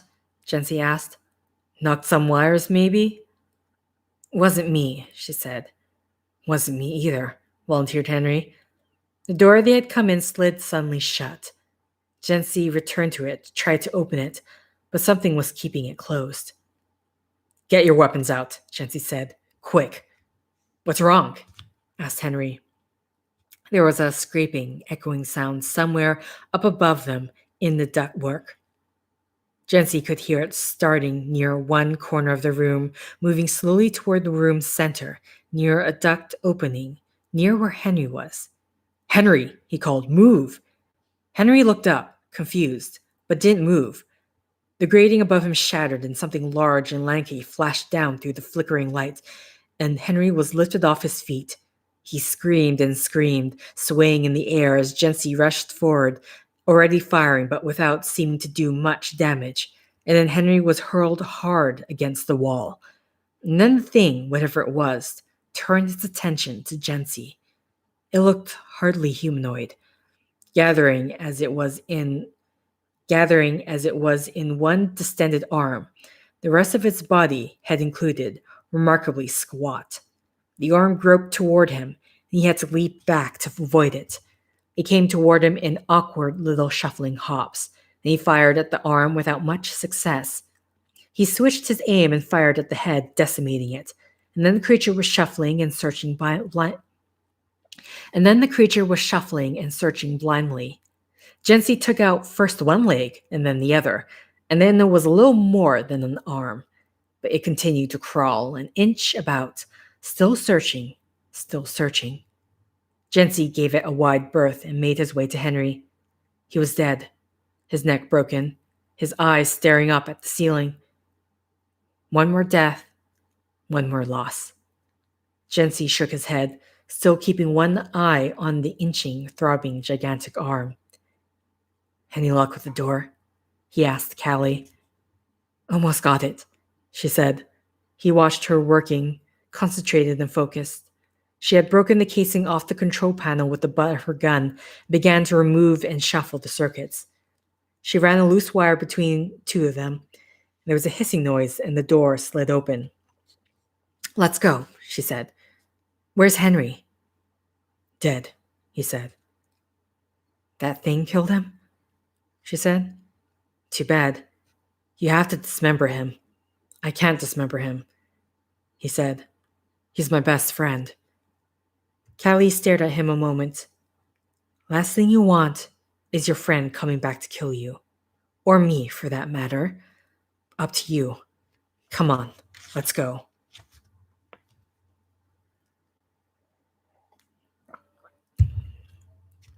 "51. They went straight ahead, moving as quickly as they could until they reached the control room. There, Callie tried to key the door open. They were both surprised when it did open. Apparently, Bryden had been confident enough that they wouldn't make it that he hadn't bothered to rekey the lock. The control room contained a half-dozen researchers who all froze when they entered. Jency waved his gun around, fired it once at the ceiling. Lift your hands up above your head, he said. No reason for anyone to get hurt. They mostly did, except for one man who hesitated. He's serious, Johnson, Callie said to him. He won't hesitate to kill you. Slowly, the man lifted his hand. There, Jency said. Now, the two of us are going to enter the marker chamber. You can't, Johnson started. I warned you once, Johnson, Jency said, his voice cold. I won't warn you again. Johnson didn't speak again, and nobody else moved. They continued slowly toward the door. We'll have to keep an eye on them, said Callie in a low voice. I've got to turn around long enough to press my hand to the keypad. Jency nodded. He kept his gun trained at the scientists, sighting down the line of them and then back again. Behind him, he heard the scuff of Callie's boots as she turned. Johnson, he saw, had started to lower his head, and he barked at him to keep them up and in place, and reluctantly he did. There was a beeping behind him, and Callie cursed. And then another different beeping, and the door slid open, and the two of them backed into the marker room. Inside, it was strangely peaceful, strangely quiet. Isvin stood there alone beside the marker, very focused, not seeming to notice them. Jency felt his heart leap. Isvin, it's me, he called. But his brother didn't respond, didn't even move. Jency moved closer and repeated his words again, louder this time, and this time he watched Isvin slowly turn toward him, his eyes heavy and lidded. Who are you? He asked. Why do you look different from the other dead? Jency paused, confused. It's me, Isvin, he said. Jency. He watched as something changed in Isvin's eyes. Jency, he responded. So you're dead now as well. How did you die? Or perhaps this is not a thing the marker knows how to tell. Oh wait, sorry, this is speaking. So you're dead now as well, How did you die? Or perhaps this is not a thing the marker knows how to tell me in stealing your form. Dead? What are you talking about? No, I'm here. I'm real, said Gensi. But Isfin didn't seem to believe him. He stared at Gensi as if he were staring through him, then slowly shook his head. No, he said. How can you be here? You can't be here. He turned and peered up at the marker. Of all the things you have made me see, this is the cruelest, he said. Give me another, not him. I've had enough, said Callie. You've had your chance. You can see how crazy he is. No, said Gensi. I've just found him. He'll come around. The time for talking is through, she said. You've had your chance and failed. No, said Gensi, and stepped between her and Istvin, beginning to move slowly toward her. Get out of my way, she said in a level voice. It's not pleasant, but it needs to be done. No reason to kill anyone, he said, still moving slowly forward. If you'll give me a few moments, he said, but Callie was already leveling the rifle at him. He leapt to one side, feeling the burn of it as the beam passed by him to singe the flesh off the outside of one of his shoulders. It hurt like hell. He spun and leapt again, this time into Callie, knocking her off her feet and onto the ground. The breath was knocked out of her, but she continued to hold the gun. For a moment, they struggled. He on top of her, both of them grabbing the gun and trying to pull it away from each other, while in the background, Isfin stood as motionless as the idol of a savage god. Gensi's shoulder was aching now, and he could smell the stink of his own burnt flesh. And Callie, below him, had her jaw clenched determinedly and just refused to let go. He reared up and raised his head, and then brought it down hard, slammed it into her forehead. She cried out, her grip loosening. He raised his head again, struck again, and this time her eyes rolled up into her skull, and she lost consciousness. Even unconscious, her hands still gripped the gun. He almost had to break her fingers to get it away from her. He tossed it away from her, and it skittered across the floor. Still breathing heavily, he heaved himself up and clutched his shoulder, stumbled toward his brother. It had been so long, and he had come so far. Here was his brother at last. Somewhere there, within this strange, distracted false prophet, lurked his brother. He was there. He had to be. He reached out and touched him. At first, Isvin seemed not to notice, but as Gensi kept his hand there, he turned his body a little, trying to draw away from it. I've come for you, Isvin, Gensi said. When Isvin didn't respond, he continued, I'm here to save you, to get you out of all this. But now Isvin had pulled fully away. Gensi took a step forward, pressed his brother's shoulder again with his hand. Isvin, it's me, Gensi, he said. Isvin shrugged him off. But Gensi was not to be denied. He came closer still and hugged Isvin, wrapped both his injured and uninjured arm around him, and held on tighter this time. Isvin, he said, it's really me. Can't you see me? Can't you remember? But Isvin was struggling to get away. All you have to do is look, brother, said Gensi. All you have to do is see me. Isvin gave a little grunt of anger and frustration. He pushed at Gensi's head, but Gensi held on. Isvin, he said, I'm here for you. Isvin struck him very hard in the face, but Gensi held on. He hit him again, and then again, and yet again, but still he held on. He hit him harder and harder, Gensi's face growing bruised and bloody, his burnt shoulder cracking and bleeding as well. His head was growing loose on his shoulders, but still he held on.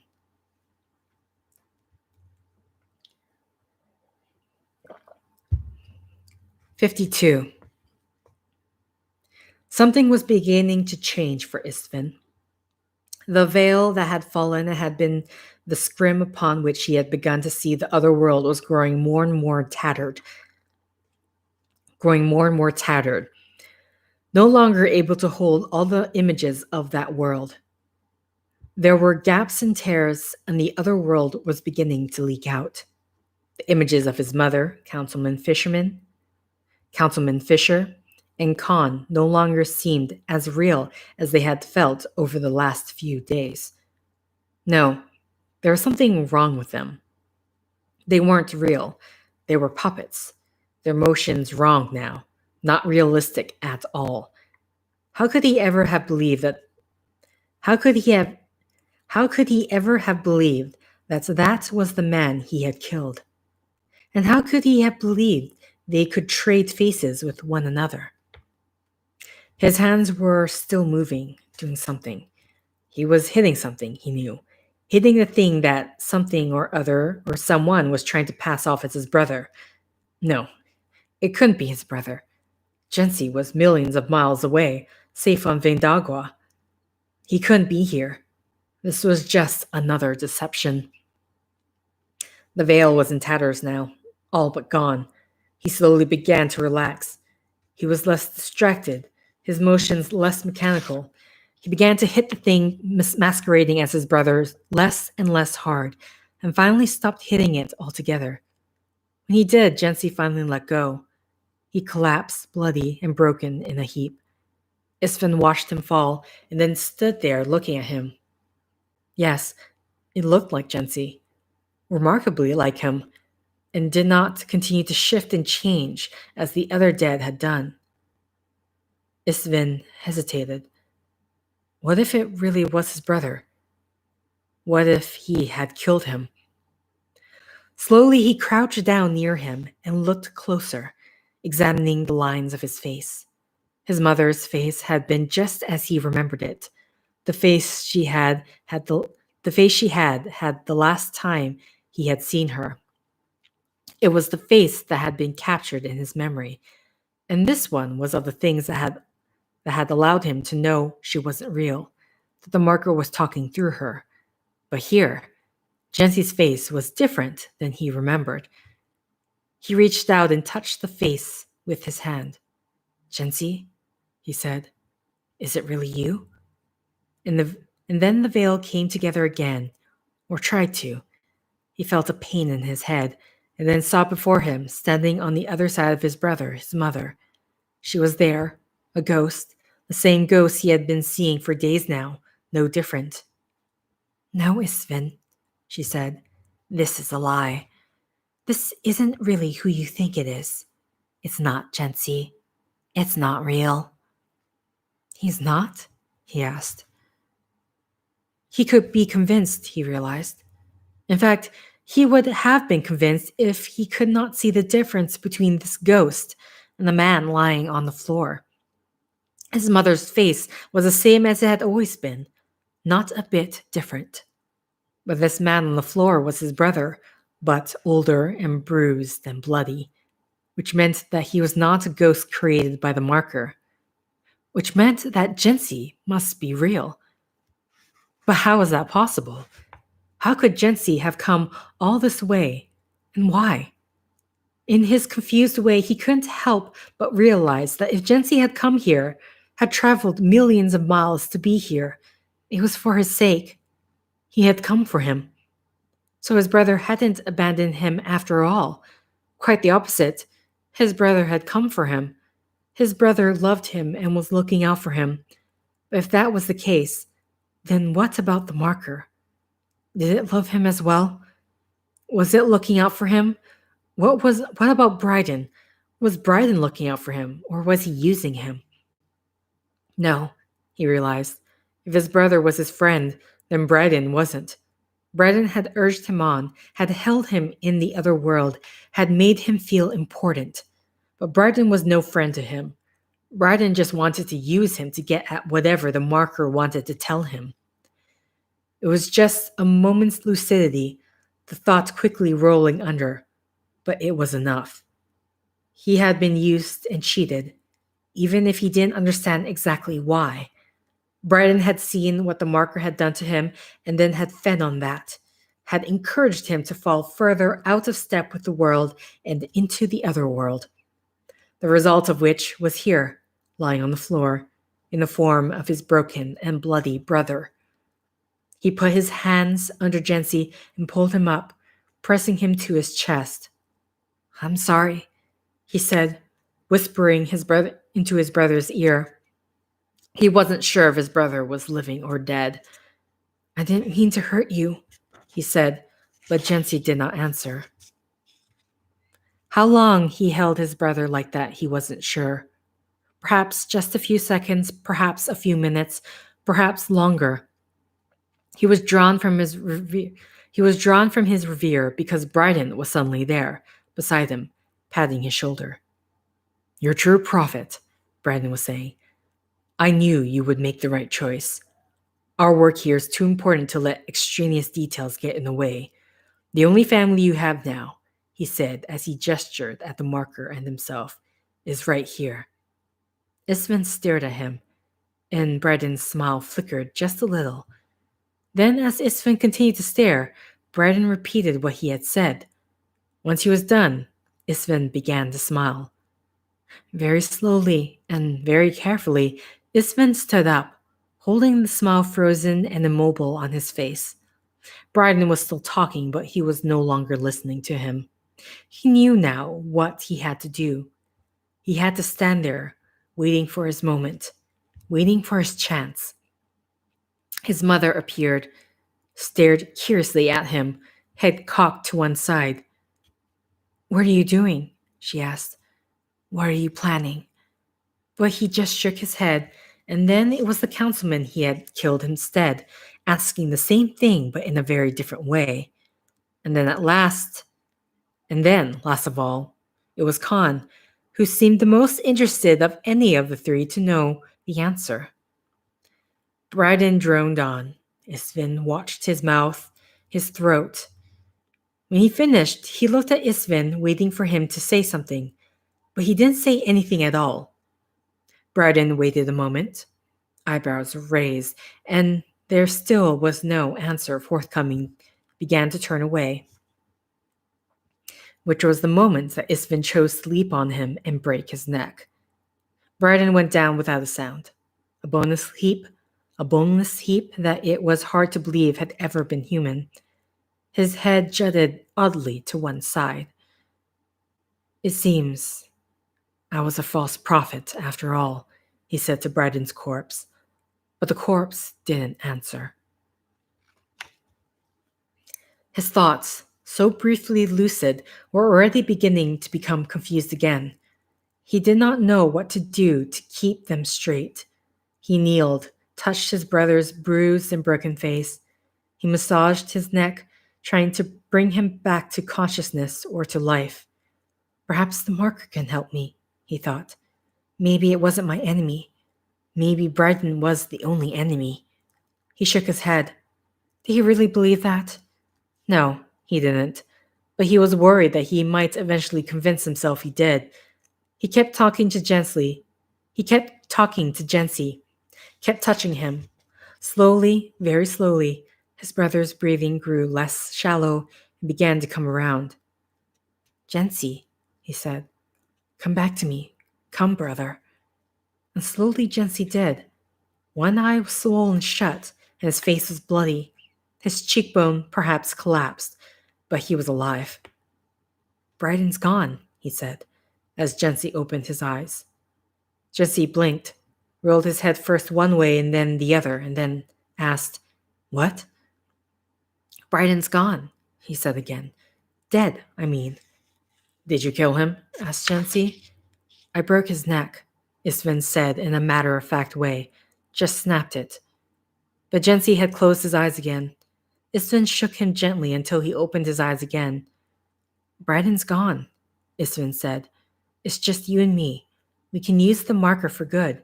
We can control it. I know how to talk to it and how to make it listen." "No," Jensi managed to croak. "We can't. It's not something we should touch. We should destroy it." Isfin gave him a quizzical look. "No, brother," he said. "You just don't understand. It knows me. It grew with me. It changed me. It'll be okay." He gestured all around him. You see how it protects us from the creatures it has created from our imperfect flesh, just like you used to protect me?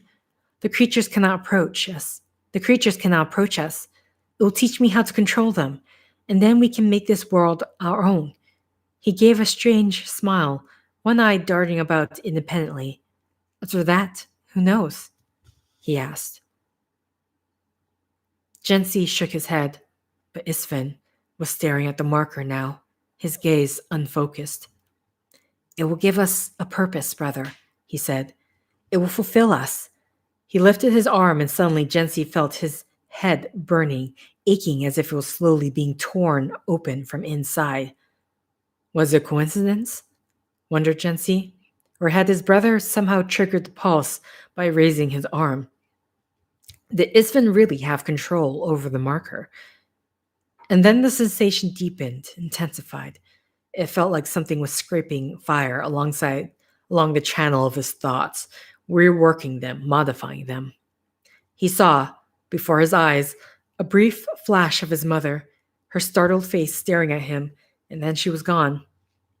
And he was seeing instead the marker, but not seeing exactly. It was going on not outside of his head, but inside. And it was as if he was seeing how the marker came together, how the marker was what it was.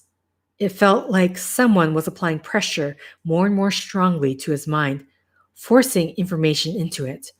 And no matter how he fought to think something else, he could feel it there, pushing its way into him. He clutched his head. It felt like something was living inside of him. The marker, he thought. The marker. It's trying to infect me. When he opened his eyes, there was the actual marker above him, implacable and brutal, the images still in his head, indelibly there. Gensi turned his head to look away from it, only to see Callie writhing on the floor, her face contorted in suffering. He watched her slowly rise to her hands and knees, uttering low cries, and started to crawl until she ran into the wall. She pawed it, seemingly trying to move through it, and when she found she couldn't, she began to beat her head against it. Gensi winced, and then suddenly the pressure in his head faded, and he found he could breathe again, the pulse subsiding. He was confused, his head buzzing, but he was still himself. But Callie didn't stop. She kept striking her head against the wall harder and harder, her movements more lost and erratic than it had been at first. A stain of blood had begun to spread on the wall and was beginning to drip down. Callie, no! He yelled, or tried to yell. His voice was a little more than a whisper, perhaps nothing she could hear. He rolled over and began to crawl toward her, his whole body aching with pain, but it was too late. Before he was even halfway there, she had collapsed. He continued toward her, but by the time he reached her, he knew she was dead. She wasn't breathing. Her eyes were open and glassy. Her neck was oddly loose beneath his fingers, her head resting at the same wrong angle as Bryden. What a waste, he thought, and brushed her eyelids closed. When he turned away from her, it was to find his brother standing over him. It spoke to you, Isfin said. I don't know what you're talking about, said Gensi. It spoke to you, Isfin insisted. Now you have its shape inside you.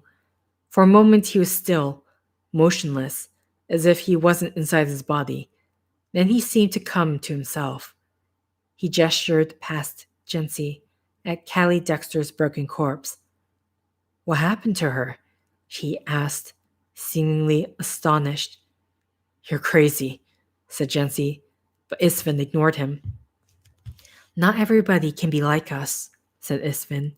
We have to have followers too. He walked past Gensi and nodded and prodded Callie's body with his toe, sniffed. I remember her. I liked her. Yes, she can be with us. She'll be a follower. We'll just have to help her along.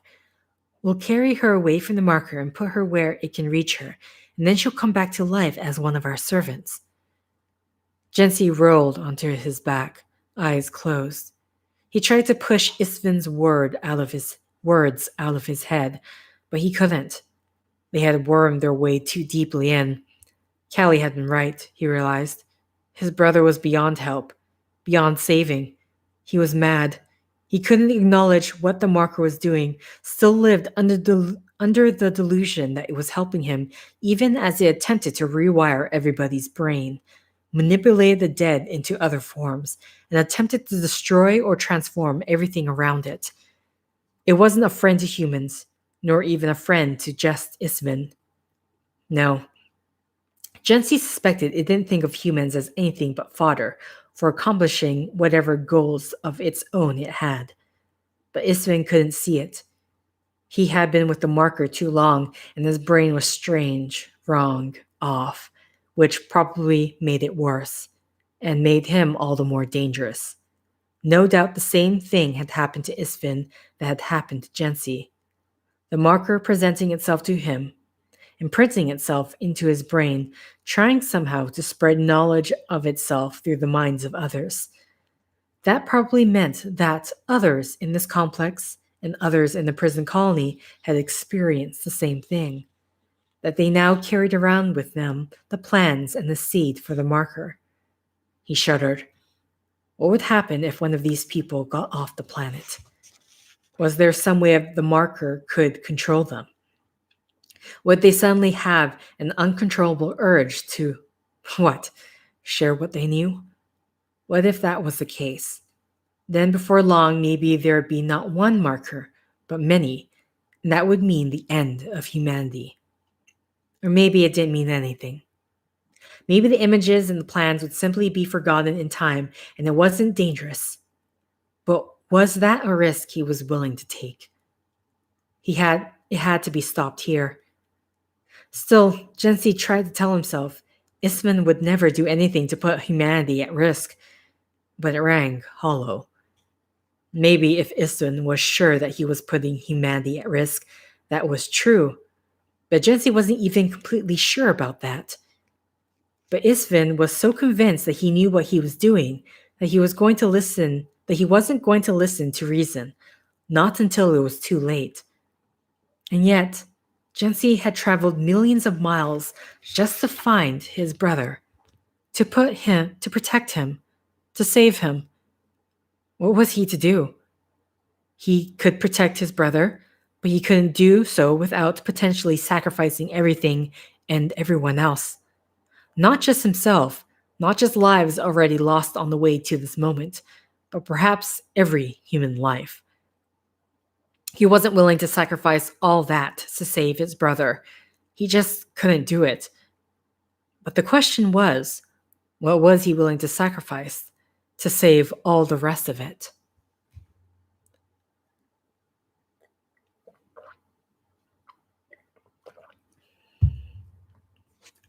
"53. Are you with me, brother?" asked Isvin. Perhaps, Gensi realized. He had asked it before. When Gensi didn't answer, he said, "Brother?" "Of course," said Gensi. "When have I not been with you? We're brothers, aren't we?" Isvin smiled broadly. "Brothers, always," he said. "Where's my gun?" asked Gensi. "Have you seen my gun?" "What do you need a gun for?" asked Isvin. He gestured to the marker. "We have something much more powerful than a gun." "I'm just used to having a gun," claimed Gensi. "It makes me feel safe. Can you find it for me?" "But you don't need it," said Istvin. "I already told you." Gensi stared at him a long moment, pondering. "Istvin, will you do this for me?" he finally said. "As a brother." Istvin hesitated a moment, and then nodded and went to look for Gensi's gun. Gensi let out his breath and closed his eyes. "Please forgive me," he thought, directing the thought into the void. "Let it be quick," he asked, and as painless as possible. Moments later, Isvin came back with a gun. "Is this yours?" he asked his brother. "It may have been hers, hard to tell." "It'll do," said Gensi. "Now put it in my hand." When And when Isfin started to do so, no, the other hand. But you're not left-handed, said Isfin. My other arm hurt. My other arm is hurt, said Jensi. He turned his head, spat out blood. Did I do that? Asked Isfin. I'm sorry, brother. We'll get the marker to fix you, to make you whole, to make you better, I promise. Jensi nodded. Now help me up, he said. Gently now. Isfin wrapped his arms around his back and pulled him up in a bear hug. Soon they were both standing, Jensi sagging against his brother's side. Isfin, said Jensi, do you trust me? Of course I trust you. Do you trust me to do what's best? Sure, said Isfin. You always used to. You always looked out for me. Then close your eyes. Why? It's for the best, Jensi said. For a moment, Isfin looked confused, but then he closed his eyes. You're my brother, whispered Jensi. He slowly raised the gun and held it near his brother's chest, the barrel wavering. No matter what you've done, no matter what it's done to you, you'll always been my brother. I'm sorry. He pulled the trigger, and the shot burnt its way through Isfin's chest, through the heart. Isfin drew in a huge, shocked breath, opened his eyes wide in astonishment, and collapsed, taking Jensi down with him, landing on top of him. Jensi lay there underneath him, feeling the dead weight of the flesh that had once been his brother, as the blood and last bit of life slowly leaked out of him. At one point he passed out. At another point he came conscious, gasping for breath, with the impression that his brother's weight was suffocating him slowly. It was a horrible feeling. Maybe minutes, maybe hours later, Jensi struggled his way free. He was in bad shape. His ribs were broken, and it hurt to breathe. His arm was broken as well, his face puffy and swollen. Probably there was serious internal damage as well, organs and cavities slowly filling with blood and preparing to fail. He stumbled his way to the door. When it slid open, he saw not the scientists who had been there before, but more of the creatures. They hissed when they saw him, but hesitated, seemed unable to cross the threshold. He could feel the marker still there, prodding his mind, trying to contact him. It was not painful this time, but unexpectedly gentle, as if it was looking for someone new to communicate with, now that Isfin was dead, and that it was finding the composition of his particular mind sympathetic. He did his best to ignore it. So much to do, he thought. First, he had to destroy the complex, and everything inside it, the marker especially. Then he had to sort some way to wipe out whatever knowledge or information he had felt the marker put in his brain. He'd be damned if he'd be its host and help it spread itself elsewhere. And then it was as if he had blinked and fallen asleep on his feet, perhaps only for a second or two. When he was conscious again, it was to find the barrel of his gun in his mouth. He had no memory of putting it there, but there was Isfin beside him, smiling, egging him on. Yes, that's right, Isfin was saying. Go ahead and pull the trigger. Horrified, he took the gun barrel out of his mouth. He pointed it out the door and at the creatures, or thought he did, but no, it was in his mouth again. He took it out, saliva gleaming on the barrel, and pointed it again at the creatures, but no, it wasn't being pointed at them at all. It was back in his mouth. It kept slipping back into his mouth. What was wrong with him? Why was this happening to him? How could it really be happening? Was he going mad? And how could he know for sure now what he was pointing the gun at? Wasn't there always a chance, more than a chance, that when he pulled the trigger, his own head would explode? Go ahead, said Isfin next to him. Go ahead. Pull the trigger. Was that the taste of gunmetal in his mouth? He tried to step out of the doorframe and back further into the room, but that was a dead end as well. No, the only way to go forward. No, the only way to go was forward. But how was that possible? He had to move forward, had to point the gun at the creatures and know, or at least hope, that he was pointing it at them and not at himself. And then fire. How would that ever be possible? He stayed there, leaning against the doorframe, on the verge of passing out. And finally he closed his eyes and pointed the gun straight ahead of him. Or at least he hoped so. He tightened his finger on the trigger. He took a deep breath and fired. Okay, so, it's Dead Space. It's going to end on a downer note. Frankly, I like this downer note better than the first novel because Altman had it way worse than how we thought he may have died from the game lore. Oh boy. So I have to say, I actually quite like this book better than Martyr, though I'm not sure if I can pinpoint why. I don't know if it's because it's not using any characters in the series, so it's going to be less beholden to events, even though certain events aren't really spelled out. Or, well, turns out some events are just completely false. But yeah, that is the end of Dead Space Catalyst and of this particular cold read series. So I'm thinking if I do bring cold reading back, one thing I thought of was either having a reread of Resident Evil Code Veronica, which at the time I didn't know that was basically just a complete retelling of the game. But I want to see if I read it now, if I would be as annoyed as I was back when I first read it. And then the only other one I can think of is Solo Leveling, which it's not based on the game, but it has game basis in it, somewhat, based on what I read from the manhwa. But yeah, those are my main two things. I feel like there was something else, but I can't remember. I will say I'm aware that there is another Dead Space book. It is written by someone else, I believe.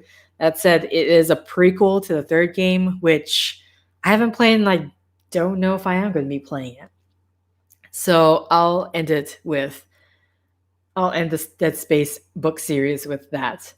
So either way, thank you for liking if you like. Thank you for commenting if you commented. Thank you for subscribing if you subscribed. Thank you for favoriting if you favorited. Thank you for simply clicking on this video. Until next time, guys. See ya as my voice runs out.